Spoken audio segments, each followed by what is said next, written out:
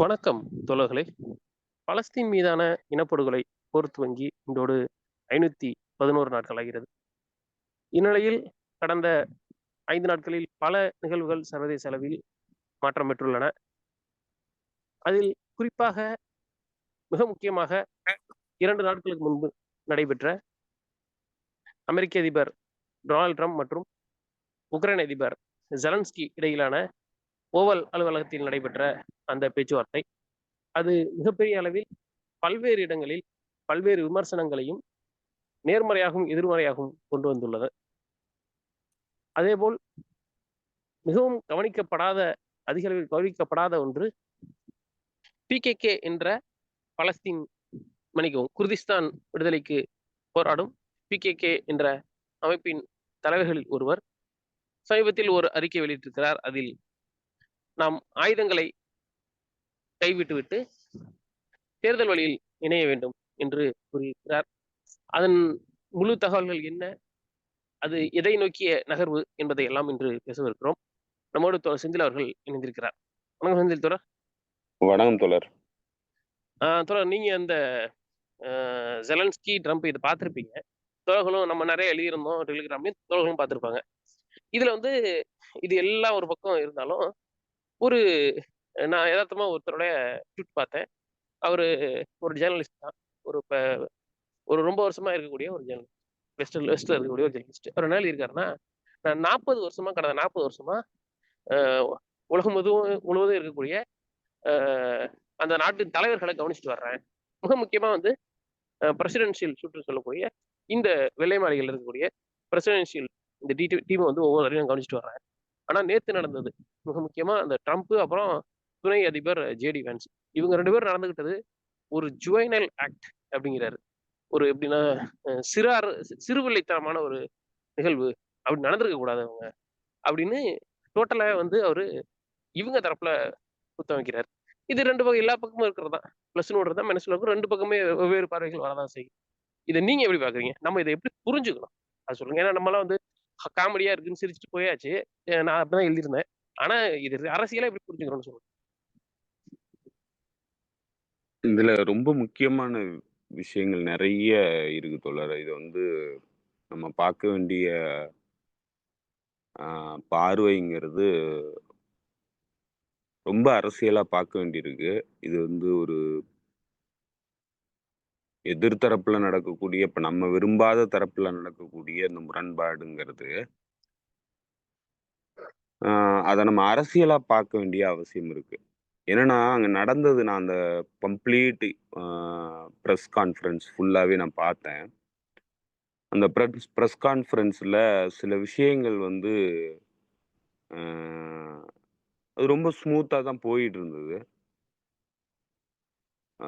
ஜெலன்ஸ்கியும் தன்னுடைய எதிர்பார்ப்புக்கு ஈடு கொடுக்கும் விதமா தான் ட்ரம்ப் பேசிட்டு இருக்கிறதா உணர்ந்தாரு. அப்படிதான் அந்த அந்த ஒட்டுமொத்த ப்ரெஸ் கான்ஃபரன்ஸும் போயிட்டு இருந்துச்சு. இடையில சிறிய ஒரு ஒரு முரண்பாடு அந்த அந்த கருத்து பரிமாற்றத்துல வந்துச்சு. அதுல முக்கியமான முரண்பாடு எப்ப வந்ததுன்னா, ஜேடி வான்ஸ், துணை அதிபர் ஜேடி வான்ஸ் ஒரு கருத்தை பதிவு பண்ணார். அப்போ என்ன கருத்து பதிவு பண்ணார்னா, அதாவது இந்த போர் நிறுத்த உடன்படிக்கை, இப்ப இந்த போர் நிறுத்த உடன்படிக்கைக்கான இந்த பேச்சுவார்த்தையில அமெரிக்கா ஈடுபட்டு முயற்சி பண்ணிட்டு இருக்கு. ஸோ இது செக்யூரிட்டி கேரண்டி அமெரிக்கா குடுக்குமா? அப்படிங்கிற ஒரு கேள்வி எழுந்தது. அதுதான் ஜெலன்ஸ்கியினுடைய பிரதானமான வேண்டுகோளா இருந்தது இந்த இந்த மீட்டிங்க பொறுத்தளவுல. அது செக்யூரிட்டி கேரண்டின்னா அமெரிக்காவினுடைய ஃபோர்ஸும், இல்ல ஆயுத உதவிகளும் யுக்ரைனுக்கு தொடர்ந்து கிடைக்கணும். அவங்களுடைய உத்தரவாதம் வேணும். பாதுகாப்புக்கான உத்தரவாதம் வேணும். அப்பதான் இந்த பேச்சுவார்த்தையில நாங்க கலந்துக்க முடியும். அப்பதான் அந்த பேச்சுவார்த்தையில தீர்வை எட்ட முடியும். அப்படிங்கிறது தான் ஜெலன்ஸ்கியினுடைய வாதம்.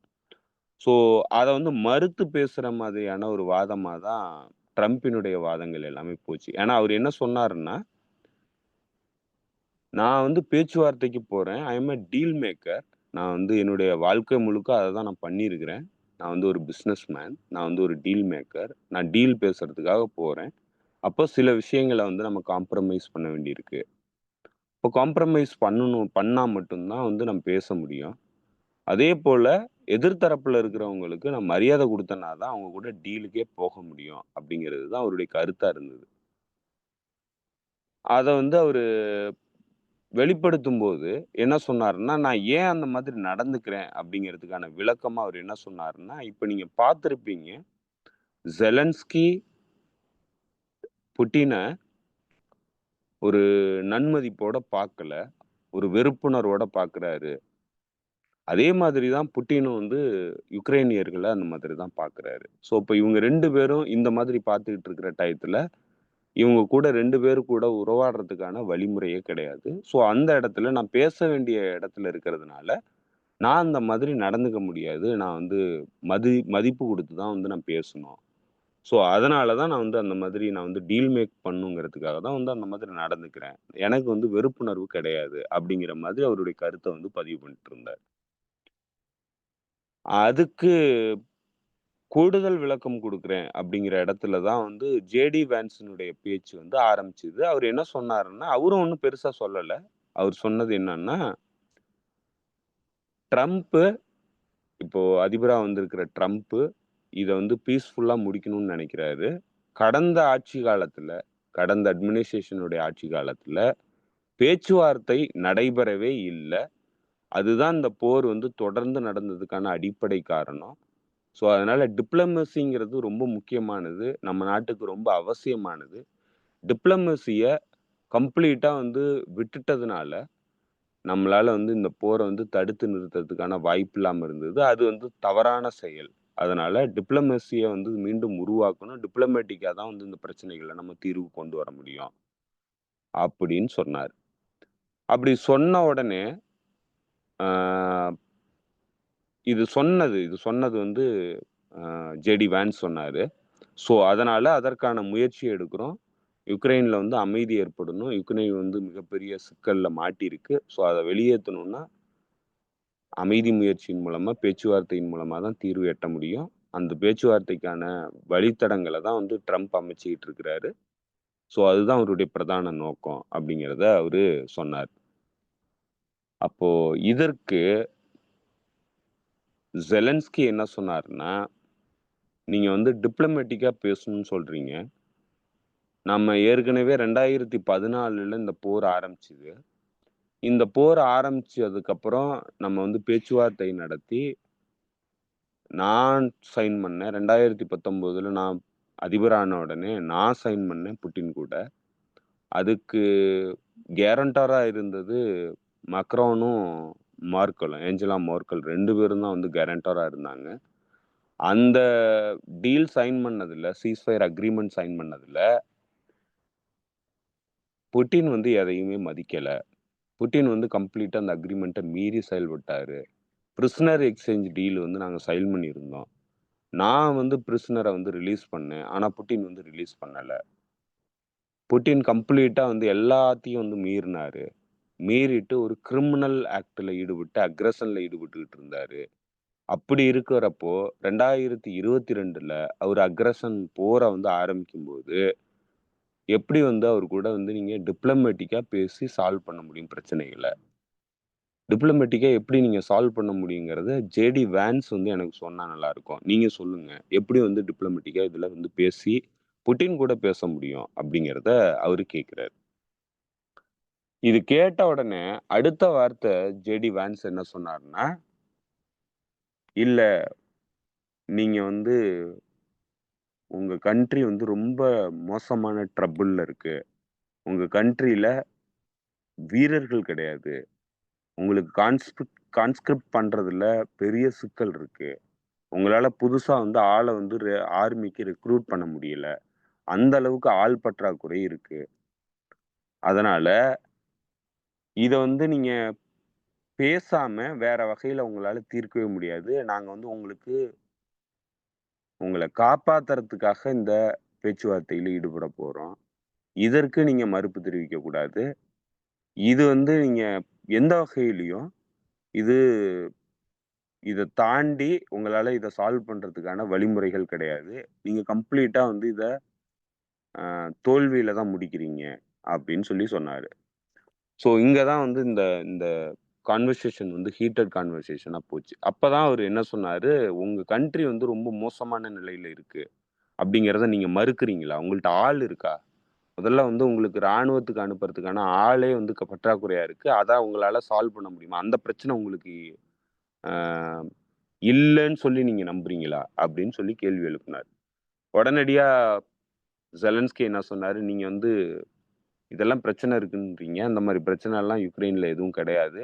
நீங்க வந்து யுக்ரைனுக்கு வந்திருக்கீங்களா முதல்ல? இதெல்லாம் நீங்க செக் பண்ணியிருக்கீங்களா?" அப்படின்னு கேள்வி எழுப்புனாரு. ஸோ இங்க தான் வந்து ஈகோ கிளாஷ் ஆக ஆரம்பிச்சது. ஈகோ கிளாஷ் ஆகி அது வந்து பெரிய ஹீட்டட் ஆர்கியூமென்ட்டா போயி, இடையில வந்து ட்ரம்ப் உள்ளுக்கு நுழைஞ்சு, "நீ வந்து எங்களுக்கு வந்து பாடம் எடுக்கிறதுக்கு இங்க வர முடியாது. நீ எங்களுக்கு நாங்க என்ன பண்ணணும்னு சொல்ற அளவுக்கு நீ வந்து உன்ட்ட எந்த விஷயமும் கிடையாது. உன்னால வந்து அந்த மாதிரி எதுவும் டிக்டேட் பண்ண முடியாது. நீ வந்து டிக்டேட் பண்ணக்கூடாது. நாங்க சொல்றத தான் நீ கேட்கணும். நீ சொல்றத கேட்கறதுக்கு நாங்க இல்ல." அப்படின்னு சொன்னாரு. ஸோ இதுல இந்த இந்த ஒட்டுமொத்த கான்வர்சேஷன்ல இது வந்து இந்த ஆர்கியூமென்ட்ங்கிறது ஜேடி வான்ஸ் ஆரம்பிச்சு, ட்ரம்ப் அத கையில எடுத்து, திரும்ப வந்து கம்ப்ளீட்டா ட்ரம்ப் வந்து அத வெவ்வேறு தளங்களுக்கு நகர்த்தி, அது வந்து ஒரு கிட்டத்தட்ட வந்து கம்ப்ளீட்டா வந்து ஒரு ஃபெயில்டு கான்வர்சேஷனா முடிஞ்சிருச்சு. 2 பேத்துக்கும் எந்த வித உடன்பாடும் எட்டாம முடிஞ்சு போச்சு. ஸோ இதுதான் நடந்தது. இதுல முக்கியமான விஷயம் நம்ம அரசியலா புரிஞ்சுக்க வேண்டியது என்னவா இருக்குன்னா, ஜேடி வான்ஸ் சொன்ன அந்த கருத்துங்கிறது ரொம்ப ரொம்ப முக்கியமானது. அவர் என்ன சொல்றாருன்னா, உங்கள்ட்ட ஆள் பற்றாக்குறை இருக்கு. உங்களால புதுசா ஆட்கள ராணுவத்துக்கு இணைக்கக்கூடிய சூழ்நிலையில நீங்க இல்ல. அதனால இந்த போர நிறுத்துறத தவிர வேற வழியே இல்ல அப்படின்னு சொல்றாரு. இப்போ இங்க தான் இந்த போர ஆரம்பிக்கிறதுக்கான அமெரிக்காவினுடைய நோக்கம் என்னங்கிறத ஜேடி வான்ஸ் தெளிவுபடுத்தியிருக்கிறாரு. என்ன சொல்றாருன்னா, யுக்ரேனியர்கள பயன்படுத்தி இந்த போருக்கான அடிப்படையே யுக்ரைனர்கள பயன்படுத்தி ரஷ்யாவ டிப்ளீட் பண்றது. அதாவது ரஷ்யாவினுடைய ராணுவத்தின் வலுவ வந்து குறைக்கிறது. ரஷ்யாவ நிலைகுலைய வைக்கிறது.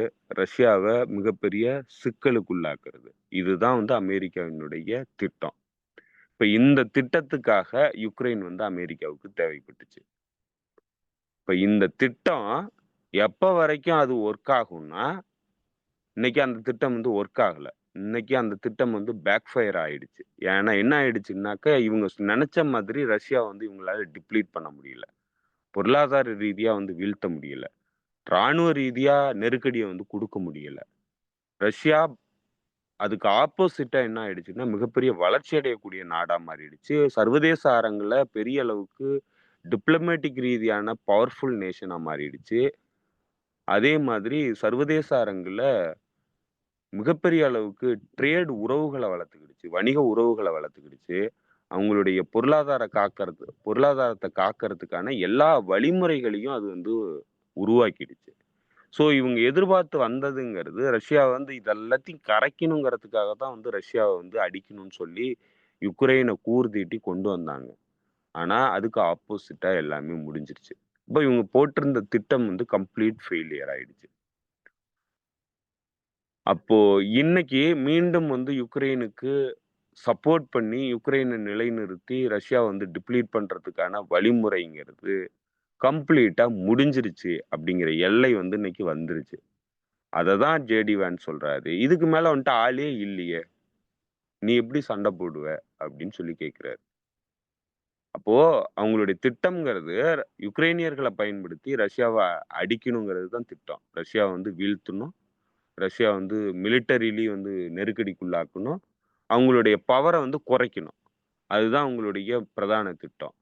அதுக்கு யுக்ரைன்ல ஆட்கள் வேணும் முதல்ல. யுக்ரைனியர்கள் இருந்தா மட்டும் தான் இது வந்து நடக்கும். இத வந்து தொடர்ந்து வந்து அவங்க வந்து இம்ப்ளிமென்டேஷன் கொண்டு வர முடியும். ரஷ்யா வந்து தொடர்ந்து வந்து சிக்கலுக்குள்ளாக்க முடியும். ஆனா யுக்ரைன்ல ஆட்கள் பற்றாக்குறை இருக்கு. அப்போ இதுக்கு மேல யுக்ரைன்ட்ட எதுவும் இல்ல. கொடுக்கறதுக்கு எதுவுமே இல்ல. அவங்களுடைய ஆட்கள் இருந்தாங்க. அத வச்சு பயன்படுத்துனாங்க. அந்த பயன்பாடு முடிவுக்கு வந்துருச்சு. இதுக்கு மேல உக்ரைன்ட்ட குடுக்கறதுக்கு எதுவும் இல்ல. ஸோ கொடுக்கறதுக்கு எதுவும் இல்லன்னா, இதுக்கு மேல உக்ரைனுக்கு என்னத்துக்கு உதவி பண்ணணும்? அப்படிங்கிற இடத்த நோக்கி அமெரிக்கா நகர்ந்துட்டாங்க. ஸோ இதான் பொலிட்டிக்கலா நடந்திருக்கு. இப்போ இது முடிஞ்சிருச்சு. தோல்வி அடைஞ்சுட்டாங்க. கம்ப்ளீட்டா தோல்வி அடைஞ்சுட்டாங்க. யுக்ரைன் வந்து இதுக்கு மேல சண்டை போடுறதுக்கான வழியே கிடையாது. அவங்கள்ட்ட ஆள் இல்ல. அமெரிக்காவும் ஆயுதம் குடுக்கறதுங்கிறது மிகப்பெரிய சிக்கலுக்கு வந்துருச்சு. ஏன்னா, நேத்து நடந்த இந்த கான்வர்சேஷன்ல மிகப்பெரிய சிக்கல் வந்துருச்சு. அதனால ஆயுதம் குடுக்கறத தொடருமா என்னங்கிறது மிகப்பெரிய கேள்வியா இருக்கு. இப்போ யுக்ரைன் வந்து தோல்வி அடையறத தவிர வேற வழியே கிடையாது. அந்த நிலைக்கு யுக்ரைன் வந்து வந்துருச்சு. எவ்வளவு தூரம் வந்து யுக்ரைன வந்து பயன்படுத்த முடியுமோ பயன்படுத்திட்டாங்க. அவங்களுடைய பயன்படுத்துறதுக்கான நோக்கம் வந்து நிறைவேறல. ஆனா எவ்வளவு முடியுமோ அவ்வளவும் பயன்படுத்திட்டாங்க. இதுக்கு மேல பயன்படுத்துறதுக்கு யுக்ரைன்ட்ட எதுவும் இல்ல. இப்பதான் வந்து அவங்க சொல்றாங்க, "உன்ட்ட இதுக்கு மேல பயன்படுத்துறதுக்கு எதுவுமே இல்ல. நாங்க வந்த நோக்கம் வந்து முடிஞ்சு போச்சு. உன்னைய எதுக்காக நாங்க பயன்படுத்துனோமோ, அந்த நோக்கம் வந்து இதுக்கு மேல எதுவுமே இல்ல. உங்கள்ட்ட எதுவுமே இல்ல குடுக்கறதுக்கு. அதனால நாங்க இதுலேருந்து வெளியேறிக்கிறோம்." அப்படின்ட்டாங்க. ஸோ இது வெளியேறும்போது யுக்ரைன வந்து பயன்படுத்துனாங்க.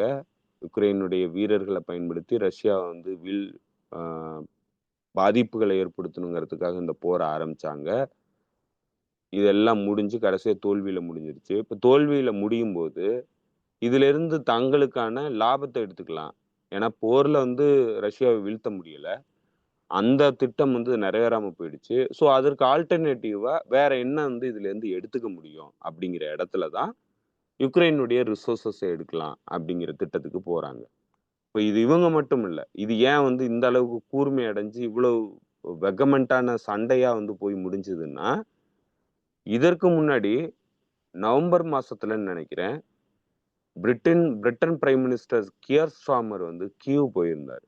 கீவ்ல போயி ஜெலன்ஸ்கிய சந்திச்சு, அடுத்த 100 ஆண்டுகளுக்கான ஸ்ட்ராட்டஜிக் பார்ட்னர்ஷிப் அதாவது உறவுல கையெழுத்து போட்டாங்க அக்ரீமெண்ட்ல.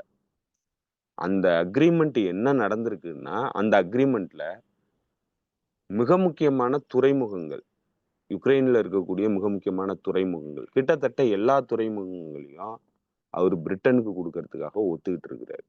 அதேபோல பல்வேறு ஸ்ட்ராட்டஜிக் இம்பார்ட்டன்டான அசெட்ஸ்ல இருந்து எல்லாத்தையும் வந்து பிரிட்டனுக்கு குடுக்கறதுக்கு ஜெலன்ஸ்கி ஒத்துக்கிட்டு கையெழுத்து போட்டிருக்காரு. அதுதான் 100 ஆண்டுகளுக்கான ஒப்பந்தம். இந்த ஒப்பந்தம் வந்து நடந்துருச்சுன்னு தெரிஞ்சதுக்கு அப்புறம் தான், ட்ரம்ப் அவன் வந்து வாங்கிட்டான். அவன் குடுத்த உதவிக்கான அ பதிலீடா வந்து அவன் அசட்ட எழுதி வாங்கிட்டான். இப்ப நான் குடுத்ததுக்கான பதிலீடு எனக்கு என்ன இருக்கு? அப்படிங்கிற இடத்த நோக்கி நகர்றாரு. ஸோ கியர் ஸ்டார்மரினுடைய இந்த இந்த பிரிட்டனுடைய இந்த வேல தான், ட்ரம்ப் வந்து தீவிரமா பேசுறதுக்கான அடிப்படையான காரணம். அப்போ அவரு என்ன சொல்றாருன்னா, அவரு ஒரு திட்டத்த வந்து ப்ரப்போஸ் பண்றாரு. இந்த திட்டத்த யாரு ப்ரப்போஸ் பண்ணியிருக்கிறான்னா, முதல்ல ப்ரப்போஸ் பண்ணது ஜெலன்ஸ்கி. அவரு ஏன் வந்து இந்த திட்டத்த ப்ரப்போஸ் பண்ணியிருக்கிறாருன்னா, தொடர்ந்து அமெரிக்காவினுடைய ஆதரவு வேணும். ஏன்னா பைடன் போனதுக்கு அப்புறம் ட்ரம்ப் வந்துட்டாருன்னா, நமக்கான ஆதரவு கிடைக்குமா என்னங்கிறதுல ஜெலன்ஸ்கிக்கு சந்தேகம் இருந்தது. அப்ப ட்ரம்ப் வந்து பிசினஸ் மேன்ங்கிறதுனால, அவருக்கு ஆசை காட்டுறது மூலமா தான் தொடர்ந்து தனக்கான ஆயுத உதவிகளும், சப்போர்ட்டும் வந்து வழங்குவாரு அப்படிங்கிற இடத்துல, ஜெலன்ஸ்கி ட்ரம்ப சந்திக்கிறதுக்காக போனப்போ, குடுத்த ப்ரப்போசல் என்னன்னா, எங்கள்ட்ட ரேர் எர்த் மினரல்ஸ் இருக்கு. ஆயில் ரிசோர்ஸஸ் இருக்கு. கேஸ் கேஸ் ரிசோர்ஸஸ் இருக்கு. நீங்க எங்களுக்கு தொடர்ந்து உதவி பண்ணீங்கன்னா, அத வந்து நான் உங்களுக்கு அந்த ரிசோர்ஸஸ உங்களுக்கு நாங்க குடுக்குறோம் அப்படின்னு சொல்லி அவரு ஆசை வார்த்தை பேசியிருக்கிறாரு ட்ரம்ப் மீட் பண்ண போனப்போ. அப்ப ட்ரம்ப் இன்னைக்கு என்ன நினைக்கிறாருன்னா, "இப்ப அதெல்லாம் இருக்குல்ல. நான் வந்து உனக்கு போருக்காக குடுத்த காசு இவ்வளவு குடுத்துருக்கிறேன்." அவரு ஆக்சுவலா சொல்றது பொய். ஆக்சுவலா வந்து இவங்க குடுத்திருக்கிறது பென்டகன் ரிப்போர்ட் பிரகாரம் ஆ கிட்டத்தட்ட $180 பில்லியன் அளவுக்கு தான் வந்து அவங்க குடுத்துருக்காங்க. அது வந்து அதுவுமே வந்து எஸ்டிமேட்டட் அது வந்து அ அப்ராப்ரியேட்டட் அப்படிங்கிற பேர்ல தான் வந்து குடுத்துருக்காங்க. அது முழுமையா வந்து சேர்ந்துச்சா என்னங்கிறதும் தெரியல. 2வது அது நேரடியா யுக்ரைனுக்கு கொடுக்கப்பட்ட உதவி இல்ல. அதுல ஒரு குறிப்பிட்ட தொகை மட்டும் தான் நேரடியா யுக்ரைனுக்கு கொடுக்கப்பட்ட உதவி. மிச்சதெல்லாம் வந்து டிஃபென்ஸ் கான்ட்ராக்டருக்கு போனது. லக்கிட் மார்டின், ரேத்தியான் போன்ற நிறுவனங்களுக்கு போனது தான், ஆயுதங்களுக்காக போன காசு தான். ஸோ அமெரிக்காவில் இருக்கிற நிறுவனங்களுக்கு தான் அந்த காசு எல்லாமே போயிருக்கு. செலன்ஸ்கிக்கோ இல்லை யுக்ரைனுக்கோ வந்து நேரடியாக அந்த காசுலாம் வரல. அதுல ஒரு குறிப்பிட்ட தொகை மட்டும்தான் வந்து யுக்ரைனுக்கு நேரடியா வந்திருக்கு. பென்டகனுடைய தகவல் பிரகாரம் 180 பில்லியன் டாலர் அளவுக்கு தான் வந்து அவங்க காசு குடுத்துருக்காங்க. ஆனா ட்ரம்ப் இன்னைக்கு குத்துமதிப்பா ஒரு கணக்கு சொல்றாரு. 350 பில்லியன் டாலர் வந்து அமெரிக்கா குடுத்துருக்கு அப்படின்னு சொல்றாரு. அது உண்மை இல்ல. இப்ப இந்த $350 குடுத்தேன்னு சொல்லிட்டு, இந்த $350க்கான ரிசோர்ஸஸ நீ எனக்கு எழுதி குடு. அப்பதான் வந்து நான் வந்து உனக்கு சப்போர்ட் பண்ண முடியும் அப்படின்னு சொல்லி தான் அவர வரவழைச்சிருக்கிறது. அதுவும் கியர் ஸ்டார்மர் அதுக்கு முந்தின நாள் தான் வந்துட்டு போயிருந்தாரு. கியர் ஸ்டார்மர் வந்துட்டு போன உடனே இமிடியேட்டா ஜெலன்ஸ்கி வந்து அழைப்பு விடுத்து ஜெலன்ஸ்கி வராரு. அடுத்த நாள் ஜெலன்ஸ்கி வராரு. இப்ப ஜெலன்ஸ்கி கூட இந்த ஒப்பந்தத்துல கையெழுத்து போடுறதுக்காக தான் வந்து வரவழைக்கப்பட்டிருக்கிறாரு ஜெலன்ஸ்கி. இது வந்து மியூச்சுவலா பேசி நீ வா நம்ம பேசி அக்ரிமெண்ட்டை சைன் பண்ணுவோம்லாம் கூப்பிடல. நீ வந்து தான் ஆகணும், வந்து கையெழுத்து போட்டு போ அப்படிங்கிற மாதிரி தான் வந்து ட்ரம்ப் வந்து ஜெலன்ஸ்கிக்கு அழைப்பு விடுத்திருக்கிறார். ஜெலன்ஸ்கிக்கு வேற வழி கிடையாது. அதனால தான் வந்திருக்கிறாரு.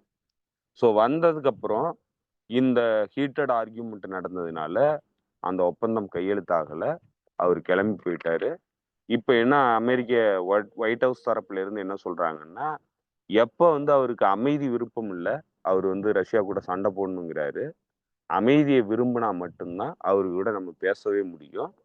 அமைதியை விரும்பி அவர் மனநிலை மாறினாருன்னா, திரும்ப வந்து நம்ம அவருக்கு அழைப்பு விடுப்போம். அப்போ வந்து அவர் கையெழுத்து போட்டு போகட்டும் அப்படின்னு சொல்றாங்க. இப்ப என்ன சொல்றாங்கன்னா, ரேர் எர்த் மினரல்ஸ பத்தி பெருசா பேசினாரு ட்ரம்ப் போன அந்த இந்த பிரஸ் கான்ஃபரன்ஸ்ல.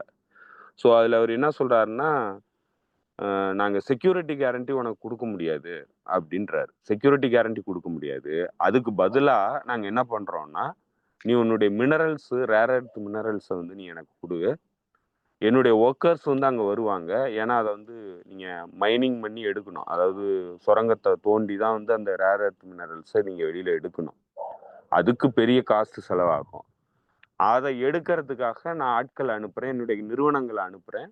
அந்த நிறுவனங்கள் வந்து அங்க ஆட்கள கொண்டு வந்து வேலையில அமர்த்தி அ எக்ஸ்ட்ராக்ட் பண்ணும்.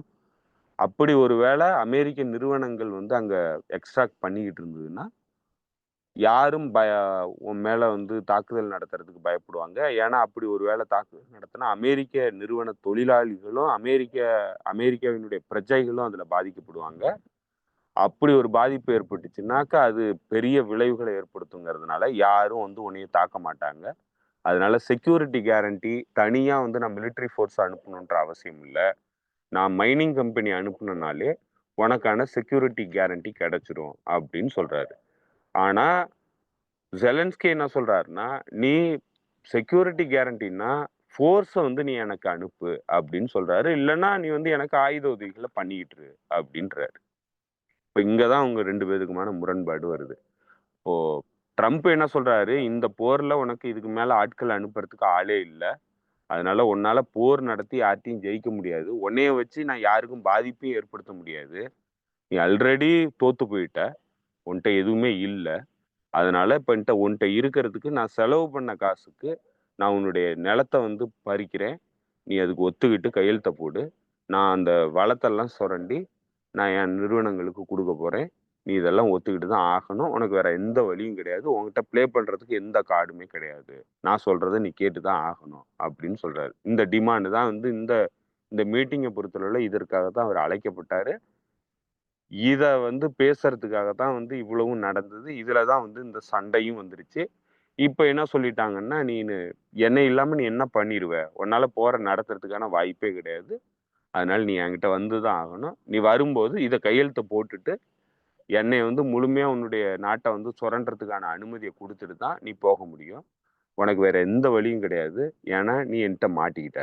அப்படிங்கிறது தான் இவங்க ஒட்டுமொத்தமா சொல்லியிருக்கிறாங்க. இப்போ இதுல இடையில நடந்த இன்னொரு மிக முக்கியமான விஷயம் என்னன்னாக்க, கியர் ஸ்டார்மர் கியர் ஸ்டார்மரினுடைய வருகை. அவருகிட்ட வந்து பேசும்போது, ட்ரம்ப் என்ன கோவப்பட்டு சொல்றாருன்னா, "நான் செக்யூரிட்டி கேரண்டி குடுத்துக்கிட்டு, நான் என்னுடைய ஃபோர்ஸ வந்து அனுப்ப மாட்டேன். நான் வந்து அ அமைதிப்படைய வந்து அனுப்புறேன்னு சொல்லிட்டு, நான் வந்து அங்க நிக்க மாட்டேன். நீ வேணா உன்னுடைய விருப்பத்துல நீ விருப்பப்பட்டன்னா நீ போய் நின்னுக்கோ. நீ போய் பாதுகாத்துக்கோ ரஷ்யா கிட்ட இருந்து அப்படின்னு சொல்றாரு. அப்போ கியர் ஸ்டார்மர் அதற்கு நீங்க வந்து எனக்கு எனக்கு நீங்க பேக் பண்ணீங்கன்னா தான் நான் வந்து என்னுடைய மிலிட்டரிய வந்து அனுப்பி பீஸ் கீப்பிங் ஃபோர்ஸா நான் வந்து அங்க அனுப்ப முடியும் அப்படின்னு சொல்லும்போது, நான் வர முடியாது. நீ போ. நீ போய் நின்னுக்கோ. உன்னால போய் ரஷ்யாவ ஃபேஸ் பண்ண முடியுமா? அப்படின்னு சொல்லி கேள்வி எழுப்புறாரு. உன்னுடைய ராணுவத்தினால ரஷ்யாவ போய் நேரடியா ஃபேஸ் பண்ண முடியுமா? அந்த கெப்பாசிட்டி உன்ட்ட இருக்கா? அப்படின்னு சொல்லி நக்கலா பேசுறாரு. இது என்னன்னா, கியர் ஸ்டார்மருக்கு வேற வழியே கிடையாது. ஒட்டுமொத்தமா பத்திரிகையாளர்கள் எல்லாருமே சிரிக்கிறாங்க இத சொன்ன உடனே. ஏன்னா கியர் ஸ்டார்மரு பிரிட்டனுடைய ராணுவத்தினுடைய மொத்த எண்ணிக்கையே 90,000. இந்த 90,000 ராணுவ துருப்புகள வச்சுக்கிட்டு, அவைங்களால ஒரு ஒரு அ ஏர்கிராஃப்ட் கேரியர் குரூப்ப வந்து ரன் பண்ணக்கூடிய கெப்பாசிட்டியே அந்த அந்த நேவி கிட்ட கிடையாது. நேவி கிட்ட அவ்வளவு வீரர்களே இல்ல. இவிங்க போயி ஏதோ ரிட்டயர்ட் ரவுடி ஆனவனுங்க போய் நின்னுகிட்டு, நான் ரஷ்யாவ அடிக்கிறேன், அவன அடிக்கிறேன், இவன அடிக்கிறேன்னு சொல்றதெல்லாம் காமெடி. ஸோ இத தான் வந்து கியர் ஸ்டார்மர் ப்ரொபோஸ் பண்ணியிருக்கிறான் போயி. அந்த ஆள் சொல்ட்டான், "உன்னால முடியுமாடா? என்னடா காமெடி பண்ணிட்டு இருக்க?" அப்படின்னு சொல்லிட்டு நக்கல் அடிச்சு இவன அனுப்பி விட்டான். இதுக்கான பின்னணி காரணம் என்னன்னா, இந்த 100 வருஷத்துக்கான உடன்பாட வந்து செலன்ஸ்கி கூட ஏற்படுத்தினது தான். அத வந்து ஹியூமிலியேட் பண்ணுங்கிறதுக்காக தான் வந்து ட்ரம்ப் வந்து இந்த மாதிரி எல்லாம் வந்து கியர் ஸ்டார்மர்ட்ட பேசுனது. இப்போ பிரிட்டன் என்ன பண்ணிட்டு இருக்காங்கன்னா, யுக்ரைன்ல இருக்கிற பலத்தெல்லாம் சுரண்டுறதுக்கான ஒப்பந்தத்த அவன் போட்டுக்கிட்டு வந்துட்டான். அமெரிக்கா வந்து இப்போ என்ன சொல்றான், "நீ மிச்சம் இருக்கிறதெல்லாத்தையும் என்கிட்ட குடு. பிரிட்டனுக்கு மட்டும் குடுத்திருக்கிறல்ல, என்கிட்ட குடு. நான் தான்டா உனக்கு அதிகமா உதவி பண்ணேன்." அப்படின்னு சொல்லிட்டு நெருக்கடி குடுக்குறாய்ங்க. இப்ப இந்த பிரச்சனை தான் போயிட்டு இருக்கு. இது ஆக்சுவலா என்ன நடக்குதுன்னா, கம்ப்ளீட்டா காலனியா மாத்துறதுக்கான வேலையில முழுமையா இறங்கிட்டானுங்க இந்த மேற்கத்திய நாடுகள். இவனுங்க உதவி குடுக்குறேங்கிற பேர்ல, அந்த நாட்ட ஒண்ணுமில்லாம ஆக்கி, அந்த மக்கள இவ்வளவு கொடூரமான சிக்கல்ல மாட்ட வச்சு, அந்த தலைவர் வந்து ஒரு ஒரு ஒரு பப்பட் தலைவர கொண்டு வந்து அங்க வச்சு, அவன் வந்து போதைய போட்டு என்ன பண்றதுன்னு தெரியாம, இவனுங்க சொல்றதெல்லாம் கேட்டுக்கிட்டு, நான் வந்து ரஷ்யாவ வீழ்த்திருவேன்னு சொல்லிட்டு மாறுதட்டி இவனுங்க சூடேத்தி விட்டானுங்க. அவன் வ யுக்ரைன் ஃபோர்ஸ் வந்து யூரோப்லயே வந்து ஸ்ட்ராங்கான ஃபோர்ஸு அப்படின்னு சொல்லிட்டு இவனுங்க சூடேத்தி விட்டானுங்க. அத நம்பிக்கிட்டு, அவன் ரஷ்யாவ போய் நான் அடிக்கிறேன்னு போயி, அவனுடைய ஆட்கள் எல்லாம் அன்னைக்கு செத்து போனதுக்கு அப்புறம், இன்னைக்கு 18 வயசுல இருக்கிறவன் இளைஞர்கள் எல்லாத்தையும் வந்து அனுப்புறதுக்கான முயற்சியில அவன் ஈடுபட்டுக்கிட்டு இருக்கான். இந்த நேரத்துல இவனுங்க முதுகுல குத்திட்டானுங்க. "நீ நான் சொல்றத கேளு. உன்னுடைய சொத்தெல்லாம் என்கிட்ட குடு. உன்னால இதுக்கு மேல ரஷ்யாவலாம் அடிக்க முடியாது. நீ உன் வேலைய பார்த்துக்கிட்டு உன் சொத்தெல்லாம் என்கிட்ட குடு. உன் வளத்த பூரா என்கிட்ட குடு" அப்படிங்கிறானுங்க. இப்போ யுக்ரைன்ல அவன் லிண்ட்ஸி கிராம் வந்து என்ன சொல்றாருன்னா, அ 12லேருந்து 10லேருந்து $12 டிரில்லியன் அளவுக்கான மினரல்ஸ் அங்க இருக்கு அப்படின்றாரு. இந்த எஸ்டிமேஷன யார் குடுத்திருக்கிறான்னா, லாட்வியா, லித்துவேனியா, எஸ்டோனியா அங்க இயங்கக்கூடிய ஒரு தொண்டு நிறுவனம் தான் இந்த இந்த ஒரு திங்க் டேங்க். இத ரிசர்ச் பண்ணி யுக்ரைன்ல இவ்வளவு கனிம வளங்கள் இருக்கு. ரேர் எர்த் மினரல்ஸ் அதாவது அரிதான கனிம வளங்கள் வந்து யுக்ரைன்குள்ள இருக்கு அப்படிங்கிற ரிப்போர்ட்ட வந்து அவனுங்க தான் குடுத்திருக்கிறானுங்க. இதுவே பொய்யுங்கிறாய்ங்க. ஏன்னா இவ்வளவு மினரல்ஸ் இருக்காங்கிறத யாராலயும் உறுதிப்படுத்த முடியல. அதெல்லாம் இருக்கா என்னாங்கிறது யாருக்குமே தெரியல. இத வச்சுக்கிட்டு கேம்பிள் பண்ணிக்கிட்டு இருக்கிறான் இந்த ஆளு. செலன்ஸ்கி வந்து இத வச்சுக்கிட்டு கேம்பிள் பண்றான். என் நாட்டுல இவ்ளோ இருக்கு, அவ்ளோ இருக்கு. நீ வந்தன்னாக்க, நீ வந்து என்னைய போர்ல வெற்றி அடைய வச்சன்னாக்க, நான் அந்த மினரல்ஸ் எல்லாம் உன்கிட்ட குடுப்பேன். நீ வந்து தொழில் பண்ணலாம். அப்படின்னு சொல்லிட்டு, ஒவ்வொருத்தன்ட்டயும் வந்து அவன் இத வித்துக்கிட்டு இருக்கிறான். இப்போ கியர் ஸ்டார்மர் கிட்ட வித்திருக்கிறான். மறுபடி போய் அமெரிக்கா கிட்ட விக்கிறதுக்கான முயற்சியில ஈடுபட்டு இருக்கான். இதுல என்னன்னா, இவன் யாருகிட்ட வேணாலும் விக்கலாம். ஏன்னா, செலன்ஸ்கி லீகலான அத்தாரிட்டி கிடையாது. ஏன்னா, அவனுடைய பதவி காலம் முடிஞ்சு போச்சு. இப்ப எவன்ட்ட வேணும்னாலும், அவன் கையெழுத்து போட்டு குடுக்கலாம். ஏன்னா, அவனுக்கு வந்து சொத்துக்கும் அந்த அவனுக்கும் எந்த தொடர்பும் இல்ல. அவனால வந்து அத விக்கவும் முடியாது, வாங்கவும் முடியாது. லீகல் ரைட்ஸ் அவன்ட்ட கிடையாது. அதனால அவன் என்ன பண்றான், கியர் ஸ்டார்மர்கிட்டயும் கையெழுத்து போட்டு குடுக்குறான். அ ட்ரம்ப் கிட்டயும் கையெழுத்து போட்டு குடுக்குறான். இன்னும் யாராவது புதுசா போனாய்ங்கன்னாக்க, யாருகிட்ட வேணாலும் அவன் கையெழுத்து போட்டு குடுப்பான் போல இருக்கு. அந்த மாதிரியான நிலையில அவன் இருக்கான். ஏன்னா, அவன் எழுதி குடுக்கறது செல்லாது. அவன் ஒரு வெத்து வேட்டு. அந்த நம்பிக்கையில தான் அவன் எழுதி குடுக்குறான். முதல்ல அந்த கனிம வளம் அவ்வளவு இருக்காங்கிறதே உறுதிப்படுத்தப்படல. ஆனா இதுக்காக இவனுங்க இவ்வளவு சண்டை போட்டுக்கிட்டு இருக்கானுங்க. 2வது இந்த கனிம வளம் இவனுங்க ஒருவேளை வந்து யுக்ரைன்ல இருந்தாலுமே, அது டான்பாஸ் பகுதிகள்லயும், கிழக்கு யுக்ரைன் பகுதிகள்லயும் இருக்கிறதா தான் சொல்றாய்ங்க. இப்ப கிழக்கு யுக்ரைன் பகுதியில இருந்தா, அந்த பகுதிய பூரா ரஷ்யா புடிச்சு வச்சுக்கிட்டு இருக்கு. இப்ப ரஷ்யா கிட்ட புடிச்சு வச்சிருக்கிற பகுதியில, இவனுங்க எப்படி போய் அந்த மினரல்ஸ வந்து எடுக்க முடியும்? இது எதுவுமே நடக்காத காரியம். ரஷ்யா கிட்ட இருந்து இவனுங்களால போய் அத எடுக்க முடியாது. இது முதல்ல இருக்கா என்னாங்கிறது உறுதியா தெரியல. இவன் எழுதி குடுக்குறவன் லீகல் அத்தாரிட்டியும் கிடையாது. இவனுக்கு லீகலா வந்து எழுதி குடுக்கறதுக்கான ரைட்ஸ் இருக்காங்கிறதும் உறுதியா தெரியல. ஏன்னா, இவன்ட்ட எந்த ரைட்ஸும் இருக்கிற மாரி தெரியல. ஏன்னா, அவனுடைய கான்ஸ்டிடியூஷன் என்ன சொல்லுதுன்னா, அந்த பதவி காலம் முடிஞ்சதுன்னா, 1 நாள் கூட வந்து எக்ஸ்டெண்ட் பண்ணக்கூடாது அப்படிங்கிறது தான் அந்த கான்ஸ்டிடியூஷன் சொல்லுது. எந்த சர்க்கம்ஸ்டான்சஸா இருந்ததுனாலும், அந்த அதிபருடைய பதவி காலங்கிறது அதோட முடிஞ்சிரும் அப்படின்னு தான் அந்த கான்ஸ்டிடியூஷன் சொல்லுது. அப்படி இருக்கிறப்ப கான்ஸ்டிடியூஷனலி இது வேலிடே கிடையாது. இவன் எழுதி குடுக்கறதுக்கான எந்த தகுதியும் இவன்ட்ட இல்ல. ஸோ இவ்வளவு குழப்படியில இவனுங்க வந்து இந்த இந்த காலனியல் ப்ராஜெக்ட்ட வந்து நடத்துறதுக்கான முயற்சியில ஈடுபடுறானுங்க. இது வேற எதுவுமே கிடையாது. அவனுடைய சொத்த வந்து புடுங்குறானுங்க. உனக்கு நான் உதவி பண்ணேன். அதனால அந்த சொத்தெல்லாம் என்கிட்ட குடுத்துரு அப்படிங்கிறானுங்க. இப்போ இந்த உதவி ஏன் பண்ணானுங்கன்னா, இவனுங்களுடைய நலனுக்காக தான் வந்து இவனுங்க இந்த உதவிய பண்ணி இந்த போருக்கு இவனுங்கள அனுப்புனானுங்க. இதுல யாரு பெரிய அளவுக்கு பாதிக்கப்பட்டிருக்கான்னா, யுக்ரைன்காரனுங்க பாதிக்கப்பட்டிருக்கானுங்க. யுக்ரைன் மக்கள் வந்து கடுமையா பாதிக்கப்பட்டிருக்காங்க. இப்போ ரஷ்யா கிட்ட சண்டைக்கு போனதுல பெரிய அளவுக்கு அவங்களுடைய பாப்புலேஷன வந்து இழந்துட்டாங்க. வீரர்கள், இளைஞர்கள் எல்லாத்தையும் இழந்துட்டாய்ங்க. இவனுங்க எல்லாம் தூண்டி, அவனுங்கள சண்டைக்கு அனுப்பி, அவனுங்கள சாக வச்சுட்டு, இப்ப கடைசியா வந்து ஆளே பற்றாக்குறை அளவுக்கு கொண்டு வந்து நிறுத்திட்டு, கடைசியா இவனுங்கெல்லாம் முதுகுல குத்துறானுங்க. உன் சொத்தெல்லாம் என்ட்ட குடுறாங்கிறானுங்க. இப்போ கடைசியா குற்றவாளி கூண்டுல செலன்ஸ்கிய நிறுத்துறானுங்க. இவனுங்க எல்லாருமே தப்பிச்சுக்கிட்டானுங்க. இதுல இன்னும் குறிப்பா சொல்லப்போனா, இவனுங்க தொடர்ந்து இவனுங்களுடைய அரசாங்கம், அமெரிக்கன் அரசாங்கம் தொடர்ந்து ஒரு பிரசிடென்ட்டினுடைய தலைமை மட்டும் கிடையாது. ஒபாமா காலத்துல ஆரம்பிச்சு, ஒபாமா, ட்ரம்ப்பு, பைடன், மறுபடியும் ட்ரம்ப்பு. இவனுங்க எல்லார் காலத்திலயும் இந்த சண்டைய வந்து தூண்டி, இந்த சண்டைய வந்து நடத்துறதுக்கு ஒ ரெடி பண்ணவனுங்களே இவனுங்க தான். இவனுங்களுக்காக தான் இந்த சண்டையே ஆரம்பிச்சது. இவனுங்க தான் யுக்ரைன் வந்து நேட்டோக்குள்ள நாங்க ஏத்துக்கிறோம்.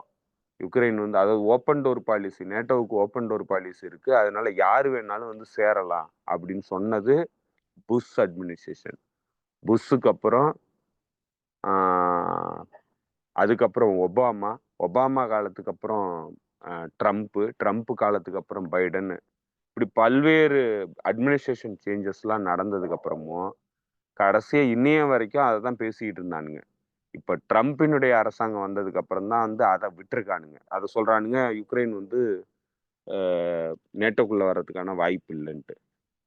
போன அரசாங்கத்தினுடைய முடிவு காலம் வரைக்கும், வெளியுறவுத்துறை செயலாளரா இருந்த ஆந்தனி பிளிங்கன், தன்னுடைய கடைசி பேச்சுல கூட அந்த ஆளு இததான் சொல்லியிருந்தான்.